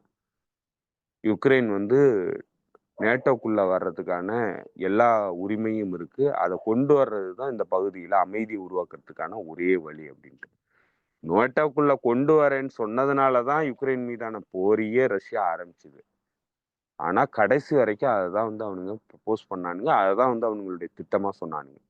இதுல என்ன ஒரு சினிக்கலான விஷயம், அமெரிக்கன் அட்மினிஸ்ட்ரேஷனும், அமெரிக்கனுடைய அரசாங்க உறுப்பினுடைய ஆட்களும் எவ்வளவு மோசமானவனுங்க, எவ்வளவு குரூரமானவனுங்க அப்படிங்கிறதுக்கான ஒரு எக்ஸாம்பிள் என்னன்னா, போன வாரத்துல professor Jeffrey socks, world renowned economist professor Jeffrey socks, பல்வேறு நாடுகளினுடைய அரசாங்கங்கள் கூட தொடர்புல இருக்கக்கூடிய ஒரு மிக முக்கியமான அமெரிக்கன் இன்டலெக்சுவல். அவரு ஐரோப்பிய ஒன்றிய பாராளுமன்றத்துல ஒரு ஸ்பீச் கொடுத்திருந்தாரு. அதுல பல்வேறு விஷயங்கள வந்து அவர் தெளிவுபடுத்தியிருக்கிறார். அதுல 2001 இறுதி பகுதி, அதாவது டிசம்பர் மாசத்துல இந்த சண்டை வந்து மூள்றதுக்கான வாய்ப்புகள் இருக்கு அப்படின்னு சொல்லி கருதும்போது, அவரு ஒயிட் ஹவுஸ்ல போயி ஜனவரி மாசம் வரைக்கும் பேச்சுவார்த்தை நடத்தியிருக்கிறாரு. இப்போ நேஷனல் செக்யூரிட்டி அட்வைசர் ஜாக் சுலைவான்ட்ட 1 மணி நேரம் ஃபோன்ல பேசியிருக்கிறாரு ஜனவரி மாசம். அப்போ ஜனவரி 22ஆம் தேதி அவரு பேசியிருக்கிறாரு. அவரு கேட்டிருக்கிறாரு ஜாக் சுலைவான்ட்ட, இது வந்து மிக மோசமான விளைவுகளை ஏற்படுத்தும். நீங்க வந்து யுக்ரைனை வந்து நேட்டோக்குள்ள சேர்ப்பேன்னு சொல்றது அப்படின்னு சொல்லியிருக்கிறாரு. அப்போ அதுக்கு ஜாக் சுலைவான் ஜெஃப்ரி சாக்ஸ் கிட்ட என்ன சொல்லியிருக்கிறாருன்னா, அப்படிலாம் நீங்க ஒன்றும் பயப்படாதீங்க, ஒரு காலமும் யுக்ரைன் வந்து நேட்டோக்குள்ள வராது அப்படின்னு சொல்லியிருக்கிறாரு. அத அவர் சொல்லியிருக்கிறாரு, ஓகே, இதை வந்து நீ பிரைவேட்ல சொல்ற, பப்ளிக்கா சொல்லு ஜாக். இது வந்து மிகப்பெரிய சிக்கல்களை உருவாக்கும், யுக்ரைனுக்கு மிகப்பெரிய சிக்கலை உருவாக்கும். இதை நீங்க பப்ளிக்ல சொல்லுங்க, நீங்க பிரைவேட்டா சொல்றது மட்டும் பத்தாது, பப்ளிக்ல சொல்லுங்க அப்படின்னு சொன்னதுக்கு, இல்ல அதை நான் சொல்ல முடியாது, ஆனா நேட்டோக்குள்ள யுக்ரைன் வரவே வராது அப்படின்னு சொல்லியிருக்கிறாரு. அப்புறம் ஏன் வந்து நீங்க இதை வந்து ப்ரெஸ் பண்ணி சொல்றீங்க, நேட்டோக்குள்ள சேர்ப்போம் அப்படின்னு சொல்லிட்டு ஏன் சொல்றீங்கன்னா, இல்ல அது வந்து அப்படிதான், அதை நாங்க பப்ளிக்கா சொல்ல முடியாது அப்படின்னு சொல்லியிருக்கிறாரு. அதுக்கப்புறம் இந்த போர் வந்து ஆரம்பிக்கும் தருவாயில ஆரம்பிக்கும் போது மறுபடியும் பேசியிருக்கிறாரு, போரே வரக்கூடிய சூழல் இருக்கு, ரஷ்யா வந்து போர் ஆரம்பிக்க போகுது, இப்பயாவது நீங்க வந்து பப்ளிக்கா பேசுங்க அப்படின்னு சொல்லி ஜாக் சுலைவான்ட்ட பேசும்போது, ஜாக் சுலைவான் வந்து ஜெஃப்ரி சாக்ஸ் கிட்ட என்ன சொல்லியிருக்கிறாரு, அதெல்லாம் ஒன்றும் பயப்படாதீங்க, போர்லாம் ஆரம்பிக்காது, போர் போகிற அளவுக்கு நாங்க விட்டுற மாட்டோம் அப்படின்னு சொல்லியிருக்கிறாரு. கடைசியா பார்த்தா பிப்ரவரி மாசம் அடுத்த 1 மாசத்துல போர் வந்து ஆரம்பிச்சிருச்சு. இப்போ போர் ஆரம்பிச்ச உடனே ஜெஃப்ரி சாக்ஸ் யுக்ரைன் போய் யுக்ரைனுடைய அரசாங்க அதிகாரிகளை எல்லாத்தையும் சந்திச்சு, தயவு செய்து அமெரிக்கா சொல்றத நம்பாதீங்க, அமெரிக்கா உங்களை பெரிய சிக்கல்ல இழுத்து விட்டுருக்கு, அதனால இப்பவும் ஒன்றும் கெட்டு போகல, நீங்க இம்மீடியட்டா ரஷ்யா கூட பேச்சுவார்த்தை நடத்தி உங்க பார்டர்ல இருக்கக்கூடிய உங்களுடைய அண்டை நாடு, மிகப்பெரிய பவர்ஃபுல்லான நாடு, அவங்க கூட பேச்சுவார்த்தை நடத்தி இந்த போரை வந்து முடிவு கொண்டு வாங்க அப்படின்னு சொன்னதுக்கு, யுக்ரைன்ல இருக்கிற அதிகாரிகளும் சரி, ஆளும் வர்க்கமும் சரி, யாரும் அதை காது கொடுத்து கேட்க விரும்பல. அப்புறம் கடைசியா போர் ஆரம்பிச்சு ஒரு வாரத்துல பேச்சுவார்த்தை துவங்கி இஸ்தான்புல்ல வந்து பேச்சுவார்த்தை வந்து கிட்டத்தட்ட முடிவுக்கு வந்து கையெழுத்து போட போற நேரத்துல போரிஸ் ஜான்சன் அனுப்பி அமெரிக்கா அந்த பேச்சுவார்த்தையை உடைச்சு கையெழுத்து போட வேண்டாம், நாங்க வந்து செக்யூரிட்டி கேரண்டி கொடுக்குறோம் அப்படின்னு சொல்லிட்டு செலன்ஸ்கியை அந்த பேச்சுவார்த்தையிலேருந்து வெளியேற்றி கையெழுத்து போட விடல. அப்போ அந்த டாக்குமெண்ட்டை முழுக்க இஸ்தான்புல் வந்து ஜெஃப்ரி சாக்ஸ் கம்ப்ளீட்டா வந்து படிச்சிருக்கிறாரு, என்னென்ன சரத்துகள் இருந்தது, என்ன நடந்தது அப்படிங்கிற எல்லா விஷயத்தையும் பார்த்துருக்கிறாரு. அதுல கம்ப்ளீட்டா அமெரிக்கா தான் இதை தடுத்து நிறுத்தினதுங்கிறத அவர் அப்பவே தெரிஞ்சு வச்சிருக்கிறாரு. அதுக்கப்புறம் அவர் இப்போ யூரோப்பியன் யூனியன்ல பாராளுமன்றத்துல வந்து பேசும்போது சொல்றாரு, யுக்ரைனுக்கு ஏற்பட்ட நிலை தான் உங்களுக்கும் ஏற்படும், உங்களுடைய ஃபாரின் பாலிசியையும் உங்களுடைய மிலிட்ரி டாக்ட்ரினையும் நீங்க உங்களுக்கு தகுந்த மாதிரி சுயாதீனமா முடிவு பண்ணுங்க, உங்களுடைய ஃபாரின் பாலிசியை நீங்க முடிவு பண்ணுங்க, அமெரிக்கா சொல்றத வந்து கேட்டுக்கிட்டு அமெரிக்கன் ஃபாரின் பாலிசியை நீங்க ஃபாலோ பண்ணீங்கன்னா யுக்ரைனுக்கு ஏற்பட்ட நிலை தான் உங்களுக்கு ஏற்படும். உடனடியா நீங்க வந்து பண்ண வேண்டியது, ரஷ்யா கூட அமைதியை ஏற்படுத்துறதுக்கான எல்லா வழிமுறைகளையும் நீங்க ஆரம்பிக்கணும். அதை நீங்க பண்ணலைன்னா அதுக்கப்புறம் நீங்க இது எல்லாத்தையும் அமெரிக்கா சொல்றதை கேட்டுட்டு பண்ணதுக்கு அப்புறம் நீங்க திரும்ப என்கிட்ட வாங்க, நான் சொல்றேன் அப்படின்னு சொல்லியிருக்கிறாரு. என்னன்னா, அமெரிக்கா சொல்றதை கேட்டீங்கன்னா யுக்ரைன் அன்னைக்கு எப்படி முதுகுல குத்துறாங்களோ அதே மாதிரிதான் உங்களையும் குத்துவாங்க, அதனால இப்பவே நீங்க மாறிக்கிங்க, இண்டிபெண்டான பாலிசி டிசிஷனை நீங்க எடுக்க ஆரம்பிச்சிருங்க அப்படின்னு சொல்லியிருக்கிறாரு. ஸோ இது எல்லாமே என்னத்தை தெளிவுபடுத்துதுன்னா, அமெரிக்கன் அட்மினிஸ்ட்ரேஷனுக்கு தெரியும் இது எதுவுமே அவங்க சொன்ன எதுவுமே நடக்காது, யுக்ரைன் வந்து ஒரு காலத்திலயும் நேட்டோக்குள்ள வராது, அது வர்றதுக்கான வாய்ப்பே இல்லைங்கிறது தெரிஞ்சும் அவங்க இந்த போரை வந்து வலுக்கட்டாயமா திணிச்சிருக்கிறாங்க. இதெல்லாம் தெரியாம தான் யுக்ரேனிய பாப்புலேஷன் வந்து இந்த போர்ல போய் சிக்கி சின்னாபின்னம் ஆயிடுச்சு, அந்த நாடே சின்னாபின்னம் ஆயிடுச்சு. இன்னைக்கு கடைசியா எல்லா பழியையும் தூக்கி அந்த நாட்டின் மீதே போடுறானுங்க. அந்த நாட்டோட தலைவர் எதுவும் பேச முடியல. அவன் ஒரு பப்பட்டா இருக்கிறான். இவனுங்க சொல்றதெல்லாம் கேட்டுக்கிட்டு ஆடுனதனுடைய விளைவு இன்னைக்கு அந்த நாட்டை வந்து நடுத்தெருவில் கொண்டு வந்து நிறுத்திட்டானுங்க. எல்லாரும் சேர்ந்து நிறுத்திட்டானுங்க. அந்த மக்கள் தொகை பெரிய அளவுக்கு குறைஞ்சு போச்சு. மக்கள் வந்து படாத கஷ்டங்களை பட்டுக்கிட்டு இருக்காங்க. இப்ப அந்த நாட்டை ஒட்டுமொத்தமா சுரண்டறதுக்கான நடவடிக்கையில இவனுங்க எல்லாரும் ஈடுபட்டுட்டானுங்க. இதுதான் வந்து இந்த இந்த கான்வர்சேஷனு, இந்த நடந்த சண்டையில யுக்ரேனியர்களினுடைய அழிவை வந்து உறுதிப்படுத்தியிருக்கிறானுங்க. அதுதான் வந்து இதுல நடந்திருக்கு தோழர். இதுல ஒரு 2, 3 விஷயங்கள். ஆக்சுவலா நீங்க பேசிக்கிட்டு இருக்கும்போது டிஸ்டர்ப் பண்ண வேண்டாம்னு நான் போயிட்டேன். ஒண்ணு மட்டும் கரெக்ட் பண்ணிடுறேன். ஜெஃப்ரி சாஸ் போய் பேசுனது வந்து 2001 2021 கரெக்ட்டா? நீங்க அது ஃப்ளோல 2001 சொல்றீங்க. கரெக்ட்டா சொல்றேனா? 21 ஆமா 21. என்னன்னா, அந்த நான் அந்த இயர் சொன்ன உடனே எனக்கு வந்து உடனே மைண்ட்ல வந்து போரிஸ் ஜான்சனு அடுத்த ஒரு கொஞ்ச நேரத்துல அந்த பெரிய சொல்லி. என்னன்னா 24ஆம் தேதி பிப்ரவரி 2022ல தான் இந்த ஃபர்ஸ்ட் இன்வேஷன ஆரம்பிக்குது ரஷ்யா. 24 தேதிய ஞாபகம் வச்சுக்கங்க. 24ஆம் தேதி பிப்ரவரி. 22ஆம் தேதி சாயந்தரம் 3 மணிக்கு இவரு சொல்றாப்ல. Boris Johnson. இன்னும் ஒரு 12 மணி நேரத்துல ரஷ்யா வந்து உள்ளுக்குள்ள போக போகுது. உக்ரைன் உள்ள அப்படின்னு சொல்றாப்ல. திருப்பி அது நடக்கல. திரும்ப வந்து இன்னும் கொஞ்ச நேரம் கழிச்சு திருப்பி வந்து மறுநாள் காலையில திரும்பவும் சொல்றாப்ல. இன்னும் கொஞ்ச நேரத்துல உள்ள போகுது. இது வந்து எனக்கு என்னவா ஆகுதுன்னா, ரொம்ப புஷ் பண்ணி அப்படியே புஷ் பண்ணி தள்ளுறது. அவைங்க போயிருவாய்ங்க, அவைங்க போயிருவாய்ங்க, போயிருவாய்ங்கன்னு. இது இப்படியே போகும்போது இன்னொரு வேலையும் இவங்க பண்றாங்க. ஜெர்மன் தரப்புல இருந்து என்ன பண்றாங்கன்னா, ஒரு பர்ட்டிகுலரா ஒரு டாக்குமெண்ட்ட ரெடி பண்ணி, அந்த டாக்குமெண்ட் வந்து உக்ரைன் மிலிட்டரி வந்து ஜெலன்ஸ்கியும், அதனுடைய ராணுவ தலைவரும் ஆர்டர் குடுத்திருக்காங்க. என்ன ஆர்டர் குடுத்திருக்காங்கன்னா, அந்த டான்பாஸ், லுஹான்ஸ்க் அந்த பகுதியில இருக்கக்கூடிய ரஷ்ய மொழி பேசக்கூடிய அந்த மக்கள் ஏற்கனவே அவங்க வந்து ஒரு 7 வருஷமா மிகப்பெரிய அளவுல இனப்படுகொலை சந்திச்சுட்டு இருந்தாங்க. அவங்கள இன்னும் ஒரு ஸ்பெஷல் ஆப்பரேஷன் அது மாரி நடத்துறது. அப்படின்ற ஒரு டாக்குமெண்ட்ட தயாரிச்சு, அந்த டாக்குமெண்ட் வந்து அங்கங்க சுத்தி ஏதோ லீக் ஆயி ரஷ்யா கையில போய் சேர்ந்த மாதிரி ஒரு பேப்பர் ரெடி பண்ணி, அங்க போய் சேர்ந்த உடனே அவங்க ரொம்பவே கோவமாயி, அப்புறம் தான் இமிடியேட்டா தொடங்குச்சுன்றாங்க. இத நல்லா கவனிச்சீங்கன்னா, ஜெர்மன் பிரிப்பேர் பண்ணி ரஷ்யா கையில கொண்டு கொண்டு போய் சேர்த்த அந்த போலி டாக்குமெண்ட், அது வந்து ரஷ்யாவ கோவப்படுத்துனது. இன்னொரு பக்கம் இவரு பின்னாடி இருந்து சொல்றது, "இன்னும் 12 மணி நேரத்துல அடிச்சுருவாங்க. இன்னும் 24 மணி நேரத்துல உள்ள போப்போறாங்க" அப்படின்னு. இந்த வேலைய தொடர்ந்து பண்ணதுல மிக முக்கியமான பொறுப்பு எல்லா இடத்துலயும் இருக்கிற மாரி இங்கிலாந்துக்கு இருக்கு. ஈழத்துல நடந்த இனப்படுகொலையா இருந்தாலும் சரி, இதுவா இருந்தாலும் சரி, இப்ப நடந்துகிட்டு இருக்கிற பலஸ்தீன இனப்படுகொலையா இருந்தாலும் சரி, எல்லா இடத்துலயும் இங்கிலாந்து வேலை பார்த்துக்கிட்டே இருக்கு.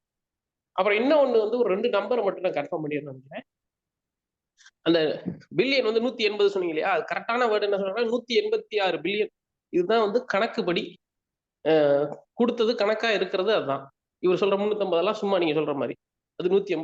இன்னும் ஒண்ணு வந்து அந்த 12 ட்ரில்லியன் சொன்னீங்கல்ல, 12 ட்ரில்லியன் அந்த பக்கத்துல ஒரு 90 வந்துச்சுன்னு. இவங்க எப்ப இத ரொம்ப ஃபோர்ஸா நம்புறாங்கன்னா, ஃபோர்ப்ஸ் பத்திரிக்கை வந்து அமெரிக்காவோட ஃபோர்ப்ஸ் பத்திரிக்கை வந்து என்ன சொல்லுதுன்னா, 14ல இருந்து 15 ட்ரில்லியனுக்கான கனிமங்கள் வந்து உள்ள இருக்கு. அப்படின்னு அவங்க சொன்ன பிறகு தான் இந்த இத வந்து இவங்க ஸ்பீட் அப் பண்றாய்ங்க. ஆ இதெல்லாம் இப்படி ஒரு பக்கம். இதுல இன்னொன்னு என்ன பெரியதுன்னா, இந்த பக்கம் நேத்து முதல் இவரு வெளில போறாரு. அ வெள்ளை மாளிகையில இருந்து ஜெலன்ஸ்கி இந்த பக்கம் போறாரு. இந்த பக்கம் அவங்க வந்து ஒரு பெரிய லெவல்ல டீல வந்து சைன் பண்ணி இவங்களுக்கு சைன் பண்றாங்க. யாருக்கு? இஸ்ரேலுக்கு வந்து 7 பில்லியன் அளவுக்கான இது 3 பில்லியன். எவ்வளோ? 3 பில்லியனா? 3 பில்லியன். 3 பில்லியனுக்கு வந்து குடுக்குறாய்ங்க. இது இப்ப என்னன்னா, இவங்க என்ன நான் அமைதி விரும்புறேன், போறேன் நிப்பாட்ட போறேன். நான் வந்தேன்னா எதுவுமே உலகமே அமைதியாயிரும்னு சொல்லிட்டு இருந்தாங்க. எதுக்கு வந்து இப்ப இஸ்ரேல் குடுக்குறாய்ங்க? இத நான் எப்படி பார்க்குறேன்னா, இத நல்லா இன்னைக்கு காலையில இருந்து இத யோசிச்சுட்டே இருந்தேன். எதனால இவ்ளோ சப்போர்ட் பண்றாய்ங்க அப்படின்னா, இத எதிர்த்து கேள்வி கேட்க யாருமே இல்ல செனட்ல. அத்தன பேரையும் வாங்கி வச்சுட்டாய்ங்க ஐபேக். அத்தன பேரும் இவங்க ஐபேக் வாங்கிட்டாய்ங்க. உக்ரைனுக்கு பேசுறதுக்கு ஆள் இல்ல. இஸ்ரேலுக்கு பேசுறதுக்கு மட்டும் தான் ஆள் இருக்கு. இஸ்ரேலுக்குன்னா இஸ்ரேலுக்காக பேசுறதுக்கு மட்டும் தான் இருக்கு. எதிர்த்து பேச ஆளே இல்ல. அதனால தான் இவ்ளோ இது வந்து பணம் குடுத்துக்கிட்டே இருக்காய்ங்க அப்படின்னு நான் பார்க்குறேன். இது இது அடுத்த ஸ்டெப் இது எங்கேருந்து நகரும்? இப்ப இவங்க வந்து எல்லாரும் என்ன சொல்றாங்கன்னா, "நீ ஜெலன்ஸ்கிய மிரட்டுனீல்ல, எங்க நெத்தனியாவ கூப்பிட்டு வச்சு மிரட்டு" அப்படிங்கிறாய்ங்க. இப்படி எதுவும் நடக்குமா? நடக்கறதுக்கு வாய்ப்பு இல்லன்னு நான் நினைக்கிறேன். இல்ல அப்படி ஒரு நடக்காது சிச்சுவேஷன் வரக்கு வாய்ப்பு இல்ல. நடக்காது தோழர். என்னன்னு காரணம்னு கேட்டா, இங்க ஸ்டேக் வந்து அதிகம். அ அமெரிக்காவினுடைய ஸ்டேக் வந்து இந்த பகுதியில ரொம்ப ரொம்ப அதிகம். 2வது அ ரஷ்யா மாதிரியான ஒரு பியர் காம்படிட்டர் வந்து இந்த பகுதியில கிடையாது ராணுவ ரீதியா. ஸோ அதுதான் இங்க இருக்கிற மிகப்பெரிய குறைபாடு. இந்த பகுதியில பியர் காம்படிட்டரா ரஷ்யா மாதிரியான ஒரு நாடு வந்து இங்க இல்ல. ரஷ்யாவையுமே அவங்க குறைச்சு மதிப்பிட்டதுனால தான் இந்த போர வந்து ஆரம்பிச்சு கொண்டு போனாய்ங்க. அதுல இப்ப ரஷ்யா வந்து ப்ரூஃப் பண்ணிடுச்சு, "நீ வந்து ஒரு காலத்திலயும் வந்து நேட்டோ ஃபோர்ஸே ஒட்டுமொத்தமா வந்தா கூட வந்து என்னைய எதிர்கொள்ள முடியாது." அப்படிங்கிறத ரஷ்யா வந்து ப்ரூஃப் பண்ணிருச்சு. ஸோ அதனால இனிமே அவனுங்களுக்கு அங்க சண்டை போட்டு ஜெயிக்கிறதுக்கான வாய்ப்பே இல்ல. அந்த கனவ வந்து கைவிடுறத தவிர அவனுங்களுக்கு வேற வழி கிடையாது. இங்க வந்து என்னடான்னா, இங்க வந்து இவங்களுடைய பெட்ரோ டாலர் டாமினன்ஸ்ங்கிறது இந்த பகுதிய நம்பி இருக்கு. ஏன்னா டாலர் டாமினன்ஸ்ங்கிறது பெட்ரோல நம்பி தான் இருக்கு. அதேபோல இங்க நெறைய பப்பட்டுகள் இருக்கானுங்க. இப்போ இங்க ஆயில் ரிச் ஸ்டேட் பூராவுமே அமெரிக்காவினுடைய பப்பட்டா தான் இயங்கிட்டு இருக்கானுங்க. அவனுங்க எல்லாம் வந்து இயங்கிட்டு இருக்கிறானுங்கன்னாக்க, அவனுங்களுக்கான அ எதிர் தரப்புங்கிறது இந்த பகுதியில மக்கள் தரப்பிலிருந்து உருவாயிடக்கூடாது. இப்ப ஈரான் வந்து இந்த பகுதியில ஒரு ரெசிஸ்டன்ஸ் ஆக்சிஸ உருவாக்கி மக்கள் மத்தியில பெரிய அளவுக்கு செல்வாக்கு அடைஞ்சிருக்கு இந்த அக்டோபர் 7க்கு அப்புறம். அந்த செல்வாக்கு தொடருது, அந்த செல்வாக்கு நீண்டு போயிட்டே இருந்ததுன்னா, இந்த பகுதியில இருக்கிற மத்த ஆயில் ரிச் ஸ்டேட்டினுடைய அரசாங்கங்களுக்கு மிகப்பெரிய அச்சுறுத்தல். ஸோ, அப்ப அவனுங்கல்லாம் ஆட்சிய இழந்தானுங்கன்னா, இந்த பகுதி ஒட்டுமொத்த பகுதியும் வந்து மக்களுடைய கட்டுப்பாட்டுக்கு போயிடும். இப்படி மக்கள் கட்டுப்பாட்டுக்கு போயிருச்சுன்னா, இவனுங்களோட பெட்ரோ டாலர் டாமினன்ஸ இவங்களால தொடர்ந்து வந்து கீப் அப் பண்ண முடியாது. அதேபோல இது ஸ்ட்ராடஜிக் இம்பார்ட்டன்டான லொகேஷன். இத நம்பி தான் ரஷ்யா சைனாவினுடைய பொருளாதார வளர்ச்சி நிக்கிது. இப்போ ஈரானுடைய ஆயிலு, கல்ஃப் கண்ட்ரீஸினுடைய ஆயில நம்பி தான் வந்து ஆயில் அண்ட் கேஸ நம்பி தான் அ சைனாவினுடைய வளர்ச்சிங்கிறதும் போகுது. ஏன்னா சைனாவினுடைய வளர்ச்சிங்கிறது இவங்களுடைய எனர்ஜி சப்ளைய நம்பி இருக்கு. ஸோ அதுவும் வந்து அமெரிக்காவுக்கு கட்டுப்படுத்த வேண்டிய அவசியம் இருக்கு. அவங்களுடைய பியர் காம்படிட்டர்னா எக்கனாமிக்கலி, மிலிட்டரிலி, ஜியோபொலிட்டிக்கலி எல்லாத்துலயும் வந்து பியர் காம்படிட்டர் ஈக்குவலான காம்படிட்டர்னா வந்து சைனா.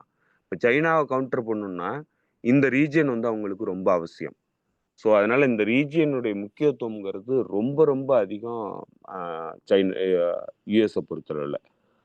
அதனால தான் அவனுங்க வந்து தொடர்ந்து வந்து இஸ்ரேலுக்கு உதவிகள பண்றானுங்க. இது என்னன்னா, இன்ஸ்பயர் பண்ணக்கூடாதுன்னு நெனைக்கிறானுங்க. வேற ஒண்ணுமே இல்ல. இது மக்களுடைய அ முழுமையான கட்டுப்பாட்டுல இங்க இருக்கிற அரசாங்கங்கள் போயிடுச்சுன்னா, இவனுங்களால இந்த பகுதியில வந்து இன்ஃப்ளூயன்ஸ் பண்ண முடியாது. இவனுங்க இந்த பகுதியில இன்ஃப்ளூயன்ஸ் பண்ணலன்னா, சைனாவினுடைய வளர்ச்சிய தடுக்க முடியாது. அ ஈரானுடைய வளர்ச்சிய தடுக்க முடியாது. இவனுங்களுடைய டாலர் டாமினன்ஸ காப்பாத்திக்கவே முடியாது. ஸோ, இப்படி பல்வேறு வகையில இந்த பகுதிங்கிறது ரொம்ப, ரொம்ப முக்கியமான பகுதியா இருக்கு. இப்போ அத வந்து அவனுங்க எந்த வகையில எக்ஸர்சைஸ் பண்ணிக்க முடியுதுன்னா, இஸ்ரேல்ங்கிற நாட்ட வச்சுக்கிட்டு தான் வந்து அவனுங்களால எக்ஸர்சைஸ் பண்ணிக்க முடியுது. அந்த அச்சுறுத்தல உருவாக்கிக்கிட்டே இருக்கணும்னா, இஸ்ரேல்ங்கிற நாடுங்க கட்டாயமா தேவ. ஸோ, இஸ்ரேலுக்காக இது எதுவுமே இயங்கல. அமெரிக்காவினுடைய இம்பீரியல் இன்ட்ரெஸ்ட்டுக்காக தான் வந்து இஸ்ரேல்ங்கிற நாட்ட வந்து அவனுங்க காப்பாத்திக்கிட்டு இருக்கானுங்க. அந்த ஸ்டேட்டையே அந்த மாதிரி தான் டிசைன் பண்ணி கொண்டு போயிட்டு இருக்கானுங்க. அந்த ஸ்டேட் அந்த மாதிரி தான் இயங்கிட்டு இருக்கு. இதுல நீங்க சொன்ன மாதிரி எய்பேக்ங்கிற அந்த அ அதாவது அந்த லாபி குரூப்ங்கிறது அமெரிக்காவினுடைய பொலிட்டீஷியன்ஸ அவனுங்க கண்ட்ரோல் பண்றானுங்கங்கிறது என்னவோ உண்மதான்.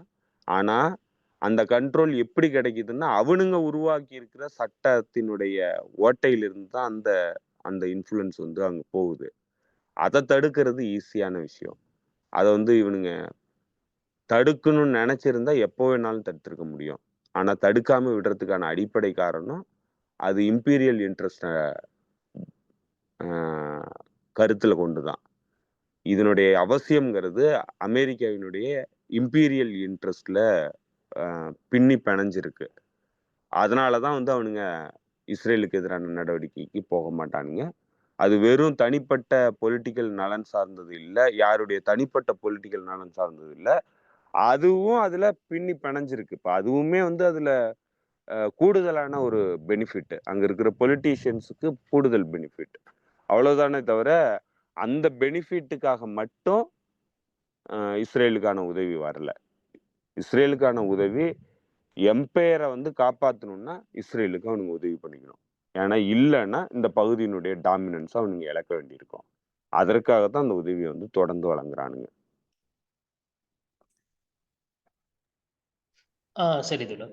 இப்போ வந்து அந்த நம்ம தொடக்கத்திலே சொன்ன மாரி குர்திஸ்தான் அது வந்து ஒரு பெரிய இந்த கிரடால் வந்து இருந்துச்சு. பெரிய கட்டுற மாரி அத நான் பார்த்தேன். ஆ குர்திஸ்தான்ல இருக்கக்கூடிய அந்த பிகேகே அப்படின்ற ஒரு அமைப்பு வந்து மிக முக்கியமான இப்ப அது ஏற்கனவே அத பத்தி சொல்லியிருக்கிறீங்க. அந்த குர்திஸ்தான் விடுதலை வேணும் அப்படின்றது. இப்ப அதுல இருக்க தலைவர் வந்து இது போல வந்து இது பண்ணியிருக்கிறாரு. ம். ஆ ஒரு தகவல் சொல்லியிருக்காரு. நம்ம ஆயுத வழி போராட்டத்த விடணும் அப்படின்னு சொல்லியிருக்காரு அப்படின்னு சொன்னீங்க. நான் வந்து அர்மேனியா பயணம் பண்ணும்போது, ஒரு சில குர்திஸ்தான் நண்பர்கள சந்திச்சேன். அங்க அந்த அர்மேனிய இனப்படுகொலை நினைவு நாளுக்கு அ அப்போ இருந்து நம்ம தோழர் ஒருத்தர் என்ன சொன்னாருன்னா, இது வந்து வெறும் இது மட்டும் கிடையாதுங்க. அதாவது வந்து எ இந்த குர்திஸ்தான் அப்படின்றது ஒரு சில குழுக்கள் மட்டும் கிடையாது. அங்க வந்து மிக முக்கியமா இதுக்காக போராடினவர் வந்து ஜெயில்ல இருக்கிறாரு அப்படின்னு சொன்னாரு. எனக்கு அது வந்து ஒரு 2, 3 வருடங்கள். இப்போ இவருடைய அறிக்கைய பார்த்த பிறகு எனக்கு உடனே அவர் தான் ஞாபகம் வந்தாரு. இப்போ இந்த பிகேகே அமைப்பு எந்த அளவுக்கு லெஜிட்டிமேட்டா குர்திஸ்தானுக்காக இருந்துச்சு? ஏன் அவர் வந்து இப்போ வந்து ஆயுத வழி போராட்டத்த கைவிடணும்னு நினைக்கிறாரு? மேபி இது வந்து குர்திஸ்தான் கூட சாரி துருக்கி கூட அல்லது சிரியா கூட நம்ம மிங்கிள் ஆயிருவோம் அப்படின்னு நினைக்கிறாங்களா? இது எந்த அளவுக்கு குர்திஸ்தான் விடுதலைக்கு பயன்படும்? பிகேகேவினுடைய தலைவர் தான் வந்து அப்துல்லா ஓசலான். அப்துல்லா ஓசலான் தான் வந்து நீண்ட நெடு நாட்களா வந்து இந்த போராட்டத்த கையில எடுத்து கொண்டு போறவரு. அது ஒரு கம்யூனிஸ்ட் அமைப்பு. இடதுசாரி அமைப்பு பிகேகேங்கிறது. Kurdistan workers party. அது துருக்கியிலிருந்து இயங்கக்கூடிய ஒரு ஒரு அமைப்பு. அத சர்வதேச நாடுகள், பல்வேறு நாடுகள் அமெரிக்கா உட்பட எல்லாருமே வந்து தீவிரவாத பட்டியல்ல தான் வந்து அந்த அமைப்பை இணைச்சிருக்கிறாங்க. அதனால அது வந்து எல்லா பகுதிகளிலும் கிட்டத்தட்ட தடை செய்யப்பட்ட அமைப்பு. ஒரு இடதுசாரிய சிந்தனையில இயங்கக்கூடிய அமைப்பு. அவங்களுடைய ஒரு ஆஃப்ஷூட் அமைப்பா தான் அ ரொஜாவா மூவ்மெண்ட்ன்னு இதுல உருவாக்கியிருந்தாய்ங்க. அ சிரியால. ஸோ அதுக்கப்புறம் வந்து அது ஒய்பிஜி அதாவது ஒய்பிஜிங்கிற பேர்ல வந்து இயங்கிட்டு இருந்துச்சு. அதுக்கப்புறம் அந்த ரீஜியனே வந்து ரொஜாவா ரீஜியன் சொல்லி அறிவிச்சுக்கிட்டாய்ங்க. கடைசியா வந்து அதுதான் இப்போ உங்களுக்கு தெரியும். எஸ்டிஎஃப்போட கட்டுப்பாட்டுல இருக்கக்கூடிய அ சிரியாவினுடைய பரப்பு. அந்த பரப்ப வந்து முழுமையா கட்டுப்படுத்திக்கிட்டு இருக்கிறது எஸ்டிஎஃப்ங்கிற அந்த கூட்டணி. அதுல ஆ அதாவது அசேரியன்ஸ் குழுவும் வந்து இருக்கிறாங்க. அசரியன் அமைப்புகளும் இருக்கிறாங்க. குர்திஸ்தான் அமைப்புகளும் இருக்கிறாங்க. குர்திஸ் அமைப்புகளும். பல்வேறு அமைப்புகளினுடைய கூட்டமைப்பா இயங்கிட்டு இருக்கிறது தான் எஸ்டிஎஃப். இப்ப எஸ்டிஎஃப் உருவாக்குனதுக்கு அப்புறம், எஸ்டிஎஃப் கிட்டத்தட்ட உருவானதுங்கிறது இப்பதான் சமீப காலங்கள்ல உருவான அமைப்பு தான். அது சிரியன் டெமோக்ராட்டிக் ஃபோர்ஸஸ்ங்கிற பேர்ல வந்து உருவானுச்சு. அதுக்கு முழுமையான பேக்கிங் வந்து பண்ணிக்கிட்டு இருக்கிறது அமெரிக்கா. அமெரிக்கா ஏன் வந்து பேக்கிங் பண்ணுச்சு? ஏன் வந்து எஸ்டிஎஃப் அத ஏத்துக்கிடுச்சு அப்படின்னு நீங்க பார்த்தீங்கன்னா, ஐசிஸ் அமைப்புக்கு எதிரான போர்ல அவங்க பெரிய அளவுக்கு அ சண்டை போட்டாங்க. அப்ப அமெரிக்கா வந்து அவங்களுக்கு உதவி பண்ணுச்சு. அமெரிக்காவினுடைய உதவிய ஏத்துக்கிட்டு தான் வந்து அந்த சண்டை நடந்தது. ஐசிஸ் தீவிரவாதிகளுக்கு எதிரா. அது கிட்டத்தட்ட பிகேகேவினுடைய ஒரு விங்கா தான் வந்து கருதப்படுது. அதனால தான் துருக்கி சிரியாவினுடைய ஆட்சிய கைப்பற்றினதுக்கு அப்புறம், தன்னுடைய ப்ராக்ஸி மூலமா HTSனுடைய ஜுலானி மூலமா கைப்பற்றினதுக்கு அப்புறம், சிரியன் அ ஃப்ரீ சிரியன் ஆர்மின்னு சொல்ற ஒரு அமைப்பு, அந்த அமைப்பு தான் வந்து கடைசியா இவிங்க கூட சண்டை போட்டுக்கிட்டு இருந்தாய்ங்க. குர்திஸ்தான் உள்ளுக்கு நுழையறதுக்கான முயற்சியில சண்டை நடந்துகிட்டு இருந்தது. அது கிட்டத்தட்ட துருக்கியினுடைய ராணுவமும் கூட அதுல இணைந்து வந்து சண்டை போட்டதா தான் வந்து அ எல்லாரும் சொல்லிட்டு இருந்தாங்க. அது பெரிய சண்டை நடந்தது. அப்பதான் அ அ எஸ்டிஎஃப் படைப்பிரிவுகள் உடனடியா ஆயுதங்கள ஒப்படைச்சுட்டு சரண்டர் ஆயிடணும். இல்லன்னா வந்து மிகப்பெரிய தாக்குதல நாங்க நடத்தப் போறோம். அப்படின்னு சொல்லிட்டு துருக்கி வந்து எச்சரிக்கை விடுத்துட்டு இருந்தது. இந்த இந்த சிரியாவினுடைய வீழ்ச்சிக்கு முன்னாடியில இருந்து கிட்டத்தட்ட வந்து அதுக்கு முன்னாடி ஒரு 1 மாசத்துக்கு முன்னாடியில இருந்து பேச்சுவார்த்தை வந்து ஆரம்பிச்சிருச்சு பிகேகேவுக்கும், துருக்கி அரசாங்கத்துக்கும், எர்டோகானுக்கும், பிகேகேவுக்கும். அ ஓஸ்லான வந்து சந்திச்சு, ஓஸ்லான் கூட ச மி ச பேச்சுவார்த்தை வந்து போயிட்டே இருந்தது. ரொம்ப இன்டென்ஸான பேச்சுவார்த்தை வந்து நடந்துகிட்டு இருந்தது.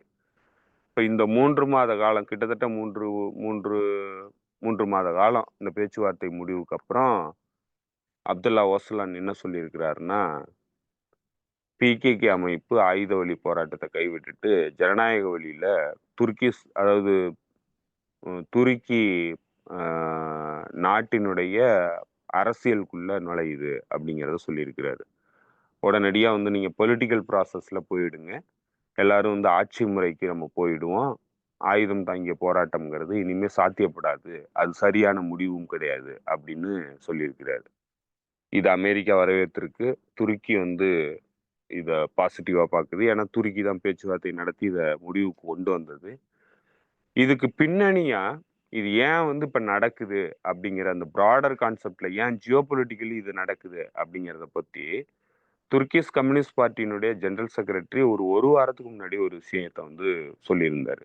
அப்ப அவரு என்ன அவருடைய அவருடைய பெர்ஸ்பெக்டிவ்ல அவருடைய அனாலிசிஸ் அவர் என்ன சொல்றாருன்னா, இது எதற்காக நடக்குதுன்னா, ஏர்டகான் இந்த பகுதியில ஈரானுடைய இன்ஃப்ளூயன்ஸ் அதிகமாயிட்டு இருக்கு. ஈரான் வந்து பெரிய அளவுக்கு இந்த பகுதியில இன்ஃப்ளூயன்ஸ் செலுத்துது. ஈரானுக்கு எதிரான ஒரு ஒரு ஒரு அணிய வந்து உருவாக்கும் முயற்சியில ஈடுபட்டிருக்கிறதாகவும், அது அமெரிக்காவினுடைய இம்பீரியல் நலன் சார்ந்த முயற்சியா இருக்கிறதாகவும், அதுல சன்னி இஸ்லாம் பிரிவை சார்ந்த நாடுகளின் கூட்டமைப்ப அவர் உருவாக்குறதுக்கான முயற்சியில் ஈடுபடுறாரு. அதுல மிக முக்கியமான ஒரு முயற்சியா நடக்கிறது தான் இந்த குர்திஸ்தான் மக்களினுடைய போராட்டத்த முடிவுக்கு கொண்டு வர்றது. குர்திஸ்தான் மக்களினுடைய இந்த இந்த பிகேகே அமைப்ப வந்து தன்மையப்படுத்தி, துருக்கி அரசுக்குள்ள வந்து இணைச்சுக்கிட்டு, துருக்கி நாட்டுக்குள்ள வந்து அந்த பிரச்சனைய வந்து முடிவுக்கு கொண்டு வந்து, இவங்க எல்லாருமா ஒன்று சேர்ந்து இப்ப ஏன்னா, அ குர்திஸ் மக்கள் பெரும்பாலானவர்கள் சன்னி இஸ்லாம் பிரிவை சார்ந்தவர்கள். இப்ப இவங்கள எல்லாத்தையும் சன்னி இஸ்லாம்ங்கிற அந்த குடைக்குள்ள கொண்டு வந்து, ஈரானுக்கு எதிரா திருப்புறதுக்கான முயற்சியில் ஈடுபடுறாரு. அடுத்த கட்டமா ஈரானை நோக்கிய தங்களுடைய அ சண்டைக்கு வந்து ஏர்டோகான் தயாராகிட்டு இருக்கிறாரு அப்படின்னு சொல்லிட்டு அவருடைய அனாலிசிஸ வந்து சொன்னாரு. இத ஒரு சில ஆதாரங்களையும் சொல்றாரு. என்ன சொல்றாருன்னா, வெளிப்படையாவே இஸ்தான்புல்ல ஆளும் கட்சியினுடைய முக்கியமான நபர்கள் இத வெளிப்படையாவே பேச ஆரம்பிச்சிருக்கிறாங்க. நம்ம இஸ்தான்புல்ல இருந்து இதுக்கு போயிட்டோம். டமாஸ்கஸ வீழ்த்திட்டோம். அடுத்து நம்மளுடைய இலக்குங்கிறது டெஹ்ரான் தான் அப்படின்னு சொல்லி அவங்க வெளிப்படையாவே பேச ஆரம்பிச்சுட்டாங்க. அதற்கான ஒரு முயற்சியா தான் அசலானுடைய இந்த இந்த அறிக்கை வந்து வந்திருக்கு. குர்திஸ்தானும் அதாவது குர்திஸ்தான் இன விடுதலைக்காக போராடிட்டு இருந்த பிகேகேவும் துருக்கி அரசாங்கமும் இணைஞ்சுக்க போகுது. இணைஞ்சது மட்டும் இல்ல, இவங்க இணைஞ்சிட்டாங்கன்னா எஸ்டிஎஃப் வந்து இவங்க கூட இணைஞ்சிரும். அதே போல ஈராக்ல இருக்கக்கூடிய பர்சானி குரூப், அதாவது அங்க இருக்கிற குர்திஸ்தான் அட்டானமஸ் ரீஜியனா இருக்கக்கூடியவர்களும் எல்லாரும் இணைஞ்சு ஈரானுக்கு எதிரான, அதாவது ஷியா முஸ்லிம்களுக்கு எதிரான தங்களுடைய போர் முயற்சிக்கு தயாராகிட்டு இருக்கிறாங்க. அதை நோக்கி தான் வந்து இவங்களுடைய திட்டமிடல் வந்து வடிவமைக்கப்படுது அப்படிங்கிறத அவரு சொல்றாரு. ஸோ இது வெளிப்படையாவே அங்க பேச்சுவார்த்தையில இருக்கு. இது வந்து வெளிப்படையா அவங்க பேசுறாங்க அப்படிங்கிறத அவரு சொல்றாரு. தெரியல. நம்ம போய் துருக்கியில பார்த்தோம்னா தான் தெரியும். என்ன திங்கிங் இருக்கு, எதற்காக இது நடக்குதுங்கிறது நமக்கு தெரியும். இது அவருடைய கருத்து. ஆனா அவரு சொல்லி கிட்டத்தட்ட வந்து ஒரு ஒரு 1 1/2 வாரம், 2 வாரம் ஆகுது. 2 வாரத்துக்கு அப்புறம் அவரு அப்ப சொல்லியிருந்தாரு, பிகேகே வந்து ஆயுதங்கள மௌனிச்சு துருக்கி கூட இணைஞ்சிற போகுது அப்படிங்கிறத அவர் சொல்லியிருந்தாரு. அது இன்னைக்கு நடந்துருச்சு. அது நடந்ததுக்கு அப்புறம் எனக்கு அந்த சந்தேகம் வந்து அவர் சொன்னதுல ஒரு நம்பிக்கை வந்திருக்கு. கிட்டத்தட்ட இவங்க அத நோக்கி தான் வந்து நகர்றாங்களோ அப்படிங்கிற அந்த சந்தேகம் வந்து இருக்கு. அதே நேரத்துல அமெரிக்காவுக்கு இப்போ எஸ்டிஎஃப் வந்து காப்பாத்தணும் அப்படிங்கிற இடத்துல இன்னைக்கு அமெரிக்கா என்ன ஆ இந்த பிகேகேவினுடைய ஆயுத கைவிடுப்ப வந்து எப்படி பார்த்திருக்கிறாங்க, என்ன சொல்லியிருக்கிறாங்கன்னு நீங்க பார்த்தீங்கன்னா, பிகேகேவினுடைய இந்த முடிவுங்கிறது வரவேற்கத்தக்கது. இது வந்து அமைதிய உருவாக்கும் அப்படின்னு சொல்லியிருக்கிறாங்க. பிகேகே வந்து குடுத்திருக்கிற அந்த அறிக்கைய பொறுத்து, எஸ்டிஎஃப்பினுடைய சீஃப் கமாண்டரா இருக்கக்கூடியவர் வந்து ஆ என்ன சொல்லியிருக்கிறாருன்னா, "பிகேகேவினுடைய முடிவு எங்கள கட்டுப்படுத்தாது. நாங்க வந்து தொடர்ந்து இயங்குவோம்." அப்படின்னு சொல்லியிருக்கிறாரு. ஸோ, ஏற்கனவே பல பேச்சுகள் நடந்துகிட்டு இருக்கு. ஹெச்டிஎஸ் அதாவது சிரியாவினுடைய புது அரசாங்கத்து கூட அரசாங்க படைகள் கூட குர்திஸ்தான் ஆர்மி அதாவது எஸ்டிஎஃப் படைப்பிரிவுகள் வந்து இணைய போறாங்க. அதற்கான பேச்சுவார்த்தைகள் நடந்துகிட்டு இருக்கிறதாகவும் சொல்றாங்க. ஸோ அமெரிக்காவினுடைய உதவி இல்லாம எஸ்டிஎஃப்னால இயங்க முடியாது. எஸ்டிஎஃப்பினுடைய ஆயில்ங்கிறது திருடுற ஆயிலு துருக்கி போய் துருக்கியிலிருந்து இஸ்ரேலுக்கு போயிட்டு இருக்கு. அதே போல ஈராக்கினுடைய குர்திஸ்தான் பகுதியினுடைய பெர்சானி கண்ட்ரோல்ல இருக்கக்கூடிய அந்த ஆய்விலும் அதே மாதிரி தான் நடந்துகிட்டு இருக்கு. ஸோ இப்போ இது எல்லாமே இவங்க எல்லாருமே அமெரிக்கா கூட கொலாபரேட் பண்ணிட்டு இருக்காங்க. ஆல்ரெடி அமெரிக்கா கூட கொலாபரேட் பண்ணிட்டு இருக்காங்க. துருக்கி பிகேகே தான் துருக்கி வந்து பெரிய விரோதியா பார்த்துச்சு. ஏன்னா துருக்கியினுடைய எக்ஸிஸ்டென்சியல் பிரச்சனையை அது பார்த்ததுங்கிறது பிகேகே அமைப்பு தான். பிகேகே அமைப்பு கூட அமைதியை ஏற்படுத்திட்டாங்கன்னா அவங்களுடைய எக்ஸிஸ்டென்சியல் பிரச்சனை முடிவுக்கு வந்துடுது. அது முடிவுக்கு வந்துருச்சுன்னா எஸ்டிஎஃப் ஒரு பெரிய பிரச்சனையே கிடையாது. ஏன்னா பிகேகேவே இல்லைன்னா எஸ்டிஎஃப் வந்து அவங்க பெருசா கண்டுக்க வேண்டிய அவசியம் இல்லை. அப்போ எஸ்டிஎஃப் பிகேகே என்ன சொல்லுதோ அதை தான் கேட்கும். அப்போ பிகேகேவும் துருக்கியும் ஒன்று அப்படிங்கிற நிலை வந்துருச்சுன்னா எஸ்டிஎஃப்னால அதுக்கு மேலே எதிர்த்து பெருசா பண்ண முடியாது. ஏன்னா அவங்க வந்து பிகேகேவினுடைய ஒரு அங்கமாக தான் வந்து இருக்கிறாங்க. பிகேகே தான் உருவாக்கி இருக்கிறதாகவும் சொல்றாங்க. ஸோ அதனால நீங்க பார்த்தீங்கன்னா அவர் சொன்ன மாதிரி இது வந்து ஒரு பெரிய நெட்வொர்க்கை வந்து இவங்க துருக்கி தலைமையில உருவாக்குறாங்க. அதற்கான முயற்சியில நீண்ட காலமா எர்டோகான் ஈடுபட்டுட்டு இருக்காரு. அதன் பின்னணியில தான் அவரு எஜிப்த் பிரசிடென்ட் அல்-சிசியை அடிக்கடி சந்திச்சு பேசிட்டு இருந்தாரு இந்த போர் காலகட்டத்துல. அதே மாதிரி ஜோர்டான் கிங் அப்துல்லாவையும் அவர் அடிக்கடி சந்திச்சு பேசிட்டு இருந்தாரு.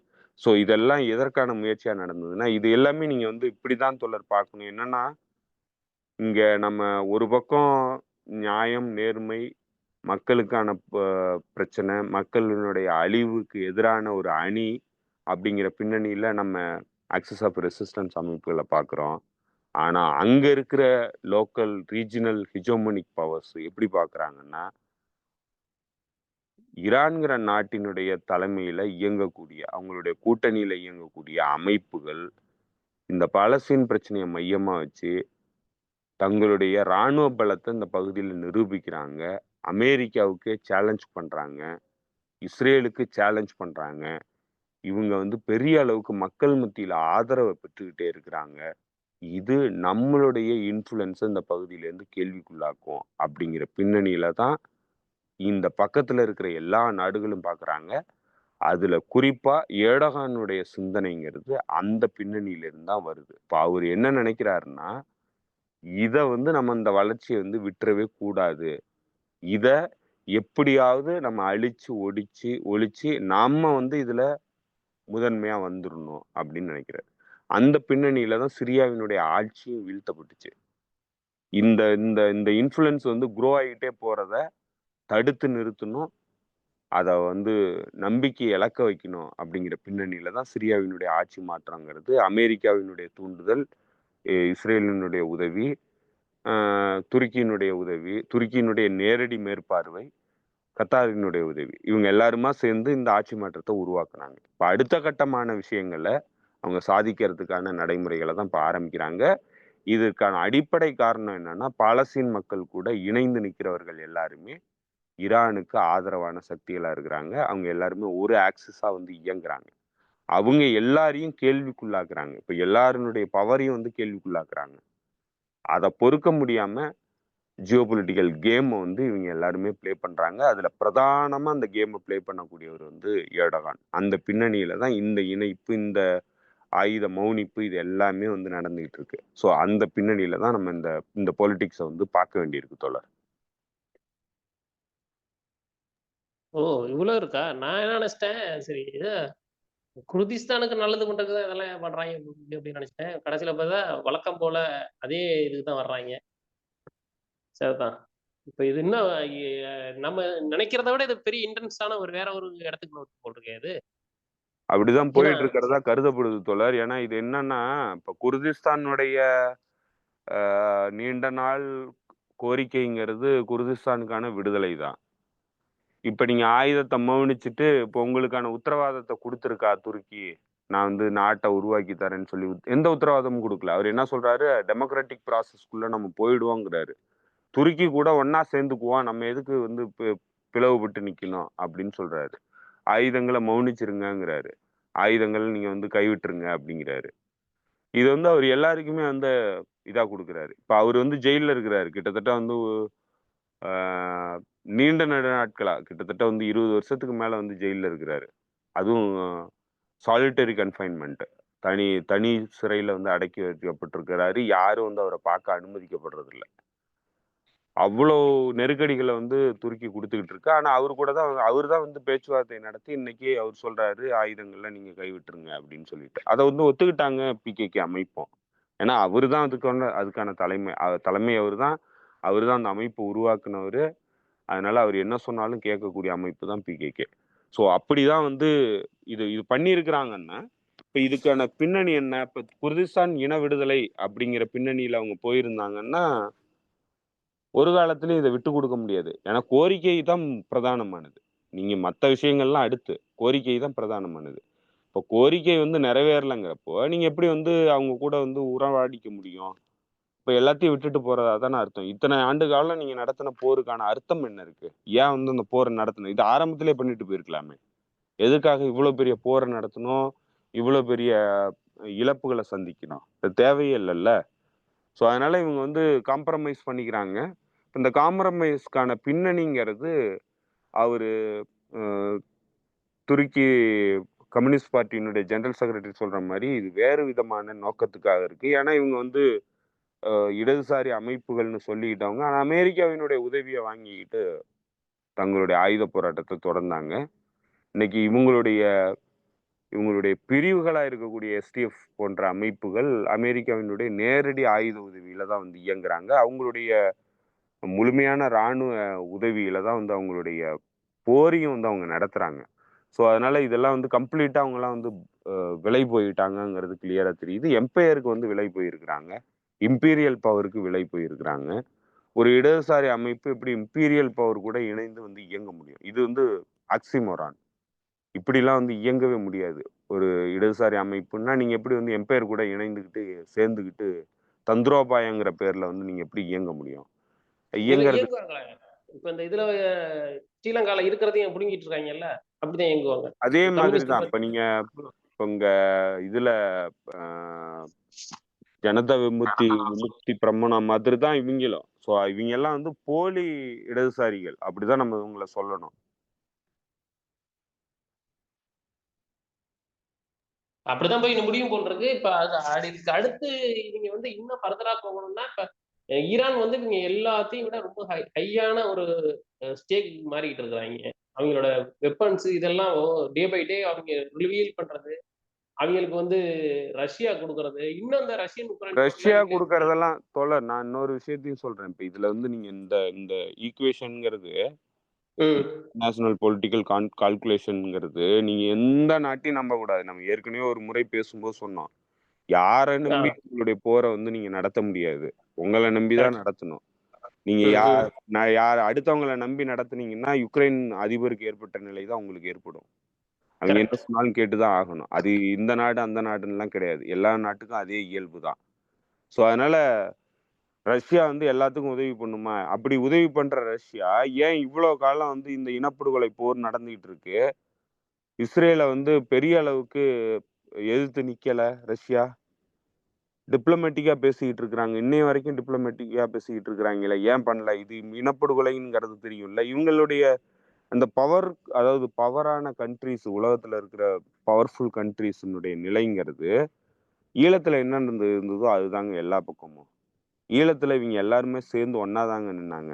அன்னைக்கு வந்து யாருமே இந்த மக்களுக்கு எதிரான ஒடுக்குமுறை நடக்குது, பெரிய மனித பேரவலம் நடக்குதுன்னு சொல்லிட்டு யாருமே யாருக்கும் இவங்களுக்கு உதவி பண்ணல. எல்லாரும் வந்து அரசாங்கத்துக்கு தான் உதவி பண்ணிக்கிட்டு இருந்தாங்க. அதே மாரி தான் இன்னைக்கு பாலஸ்தீன் இனப்படுகொலை நடக்கும்போதும் டிப்ளமேட்டிக்கான மக்கள் மனநிலைங்கிறது சர்வதேச அரங்குல மக்கள் மனநிலைங்கிறது பெரிய அளவுக்கு இந்த போருக்கு எதிரானதா இருக்கு. இனப்படுகொலைக்கு எதிரானதா இருக்கு. ஸோ அத வந்து அவங்க அ ஒரு சாஃப்ட் பவர் கெயின் பண்றதுக்காக வந்து அவங்க பயன்படுத்தணும்னு நெனைக்கிறாங்க. 2வது இன்னைக்கு குளோபல் ஜியோபொலிட்டிக்கல் சிச்சுவேஷன் மாற்றம் அடைஞ்சிருக்கு. பிரிக்ஸ் அமைப்பு நாடுகள் உருவாகிட்டு இருக்காங்க. இந்த அமைப்பு நாடுகள் எல்லாரும் சேர்ந்து அமெரிக்க ஏகாதிபத்தியத்தை வந்து எதிர்க்கணுங்கிற நிலைப்பாட்டுல தீவிரமா இயங்கிட்டு இருக்கிறதுனால இன்னைக்கு எல்லாருமே வந்து டிப்ளமேட்டிக்கா பாலஸ்தீனியர்களுக்கு ஆதரவா பேசிட்டு இருக்காங்க. அதே நேரத்துல இஸ்ரேலுக்குன்னு தனிப்பட்ட முறையில வரும்போது பெரிய அளவுக்கு அவங்க எதிர்ப்பு தெரிவிக்கிறது இல்ல. அமெரிக்கா பண்ணும்போது தான் வந்து அதை பெருசா எதிர்க்கிறாங்களே தவிர இஸ்ரேலுக்கு எதிராக பெருசா எதிர்ப்பை தெரிவிக்கிறது இல்ல. இப்போ இது வந்து ஈரானுக்கு தெரியாமலாம் இருக்காது. இப்போ ஈரான் வந்து ரஷ்யா நமக்கும் மற்றவர்களுக்குமான, அதாவது குறிப்பா சொல்ல போனா ஈரானுக்கும் அமெரிக்காவுக்கும் சண்டை வந்துச்சுன்னா ரஷ்யா வந்து ஈரானுக்கு உதவி பண்ணும். ஈரானுக்கும் இஸ்ரேலுக்கும் சண்டை வந்துச்சுன்னா ரஷ்யா பெரிய அளவுக்கு ஹெல்ப்புக்கு வராது. அது வந்து ஈரானுக்கும் தெரியும். இந்த இந்த இந்த இந்த இந்த வேறுபாட புரிஞ்சுக்காம நீங்க வந்து ரஷ்யாவை முழுமையா வந்து நம்பி நின்னுட்டு இருக்க முடியாது. ஸோ அந்த இடத்துல தான் ஈரான் வந்து தன்னுடைய சுயமான ஏர் டிஃபென்ஸ்ல இருந்து எல்லாத்தையும் வந்து இன்னைக்கு பரிசோதனை பண்ணி காமிக்குது உலகத்துக்கு. இப்ப நான் அப்ப முன்னாடியே சொல்லியிருந்தேன்.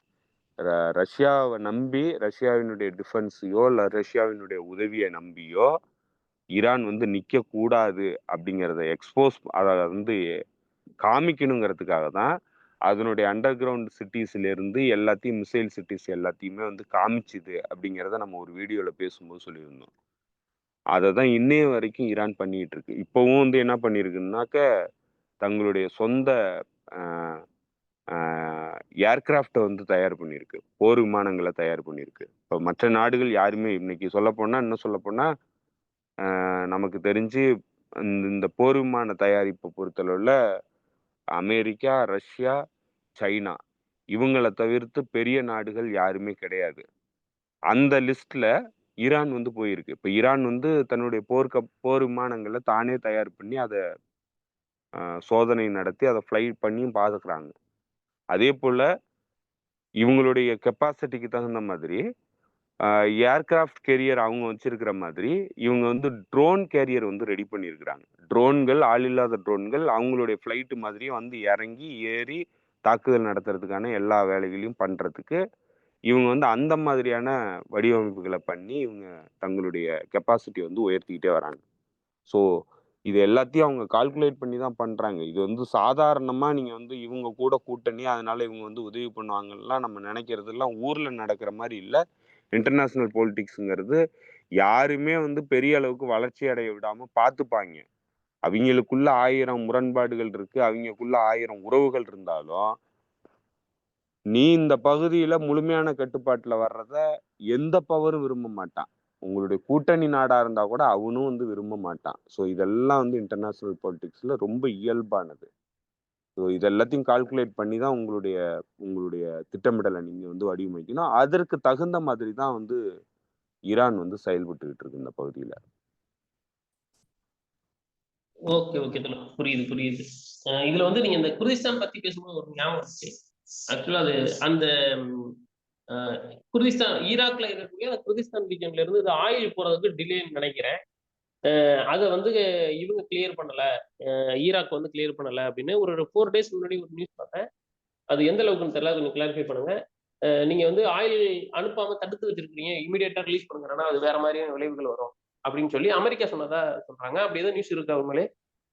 ஆமா, ஈராக் பிரைம் மினிஸ்டர் அந்த ஆயில் வந்து நாங்க ரிலீஸ் பண்ணிட்டோம், பைப்லைன் வந்து ஒர்க் ஆக ஆரம்பிச்சிருச்சுன்னு சொல்லியிருக்கிறாங்க.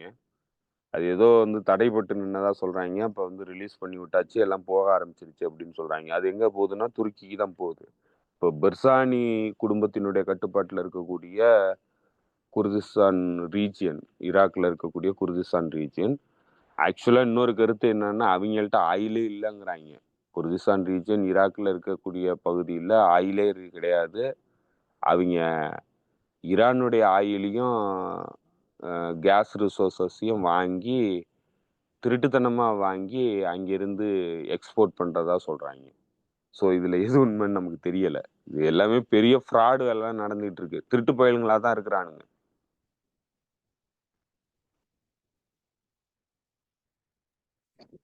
புரியுது, புரியுது, புரியுது. பார்க்கலாம் அடுத்து வேற என்ன போகுதுன்னு பார்ப்போம். இன்னும் வந்து அந்த phase 2 வந்து இது நடத்த மாட்டாங்கன்னு தான் தோணுது. ஏன்னா அங்கிருந்து வர தகவல்கள் எஜிப்துல தான் இன்னும் பேச்சுவார்த்தை நடந்துட்டு இருக்குது. போர் நிறுத்தம் phase 2 வந்துச்சுன்னா அது வந்து பெரிய லெவல்ல பாலஸ்தீனுக்கு வந்து அது ஆதாயம் இருக்கும் அப்படின்னு தான் நான் அத படிச்சேன். ஃபேஸ் 2ல என்ன முழுமையா பாயிண்ட்ஸ் எல்லாம் சொல்லி ஃபேஸ் 2ங்கிறது ஆ. ஃபேஸ் 2 வந்து இம்ப்ளிமெண்டேஷனுக்கு வந்துச்சுன்னா, ஆ இஸ்ரேல் ராணுவம் முழுமையா வெளியேறணும் காசாவ விட்டு. கடைசியா வந்து அவைங்க பிலடெல்ஃபி கோரிடோர புடிச்சு வச்சிருக்கிறாய்ங்க, இன்னும் விடல. பிலடெல்ஃபி ம். கோரிடோர விட்டும் வெளியேறணும் ஃபேஸ் 2 இம்ப்ளிமெண்டேஷனுக்கு வந்துச்சுன்னா. அதற்காக தான் வந்து ஃபேஸ் 2வ கொண்டு வர முடியாத அளவுக்கு இழுத்தடிக்கிறானுங்க. ஃபேஸ் 1ல ரிலீஸ் பண்றதா பிளான் பண்ணிட்டு இருந்த ஹாஸ்டேஜஸ கவுண்ட்ட வந்து இன்கிரீஸ் பண்ணி, முடிஞ்ச வரைக்கும் ஹாஸ்டேஜஸ ஃபேஸ் 1லயே வெளியேத்திரணும். அத எக்ஸ்டெண்ட் பண்ணி வெளியேத்திருவோம். ஹாஸ்டேஜஸ் வெளிய போயிட்டாக்க மீண்டும் போர ஆரம்பிக்கலாம்.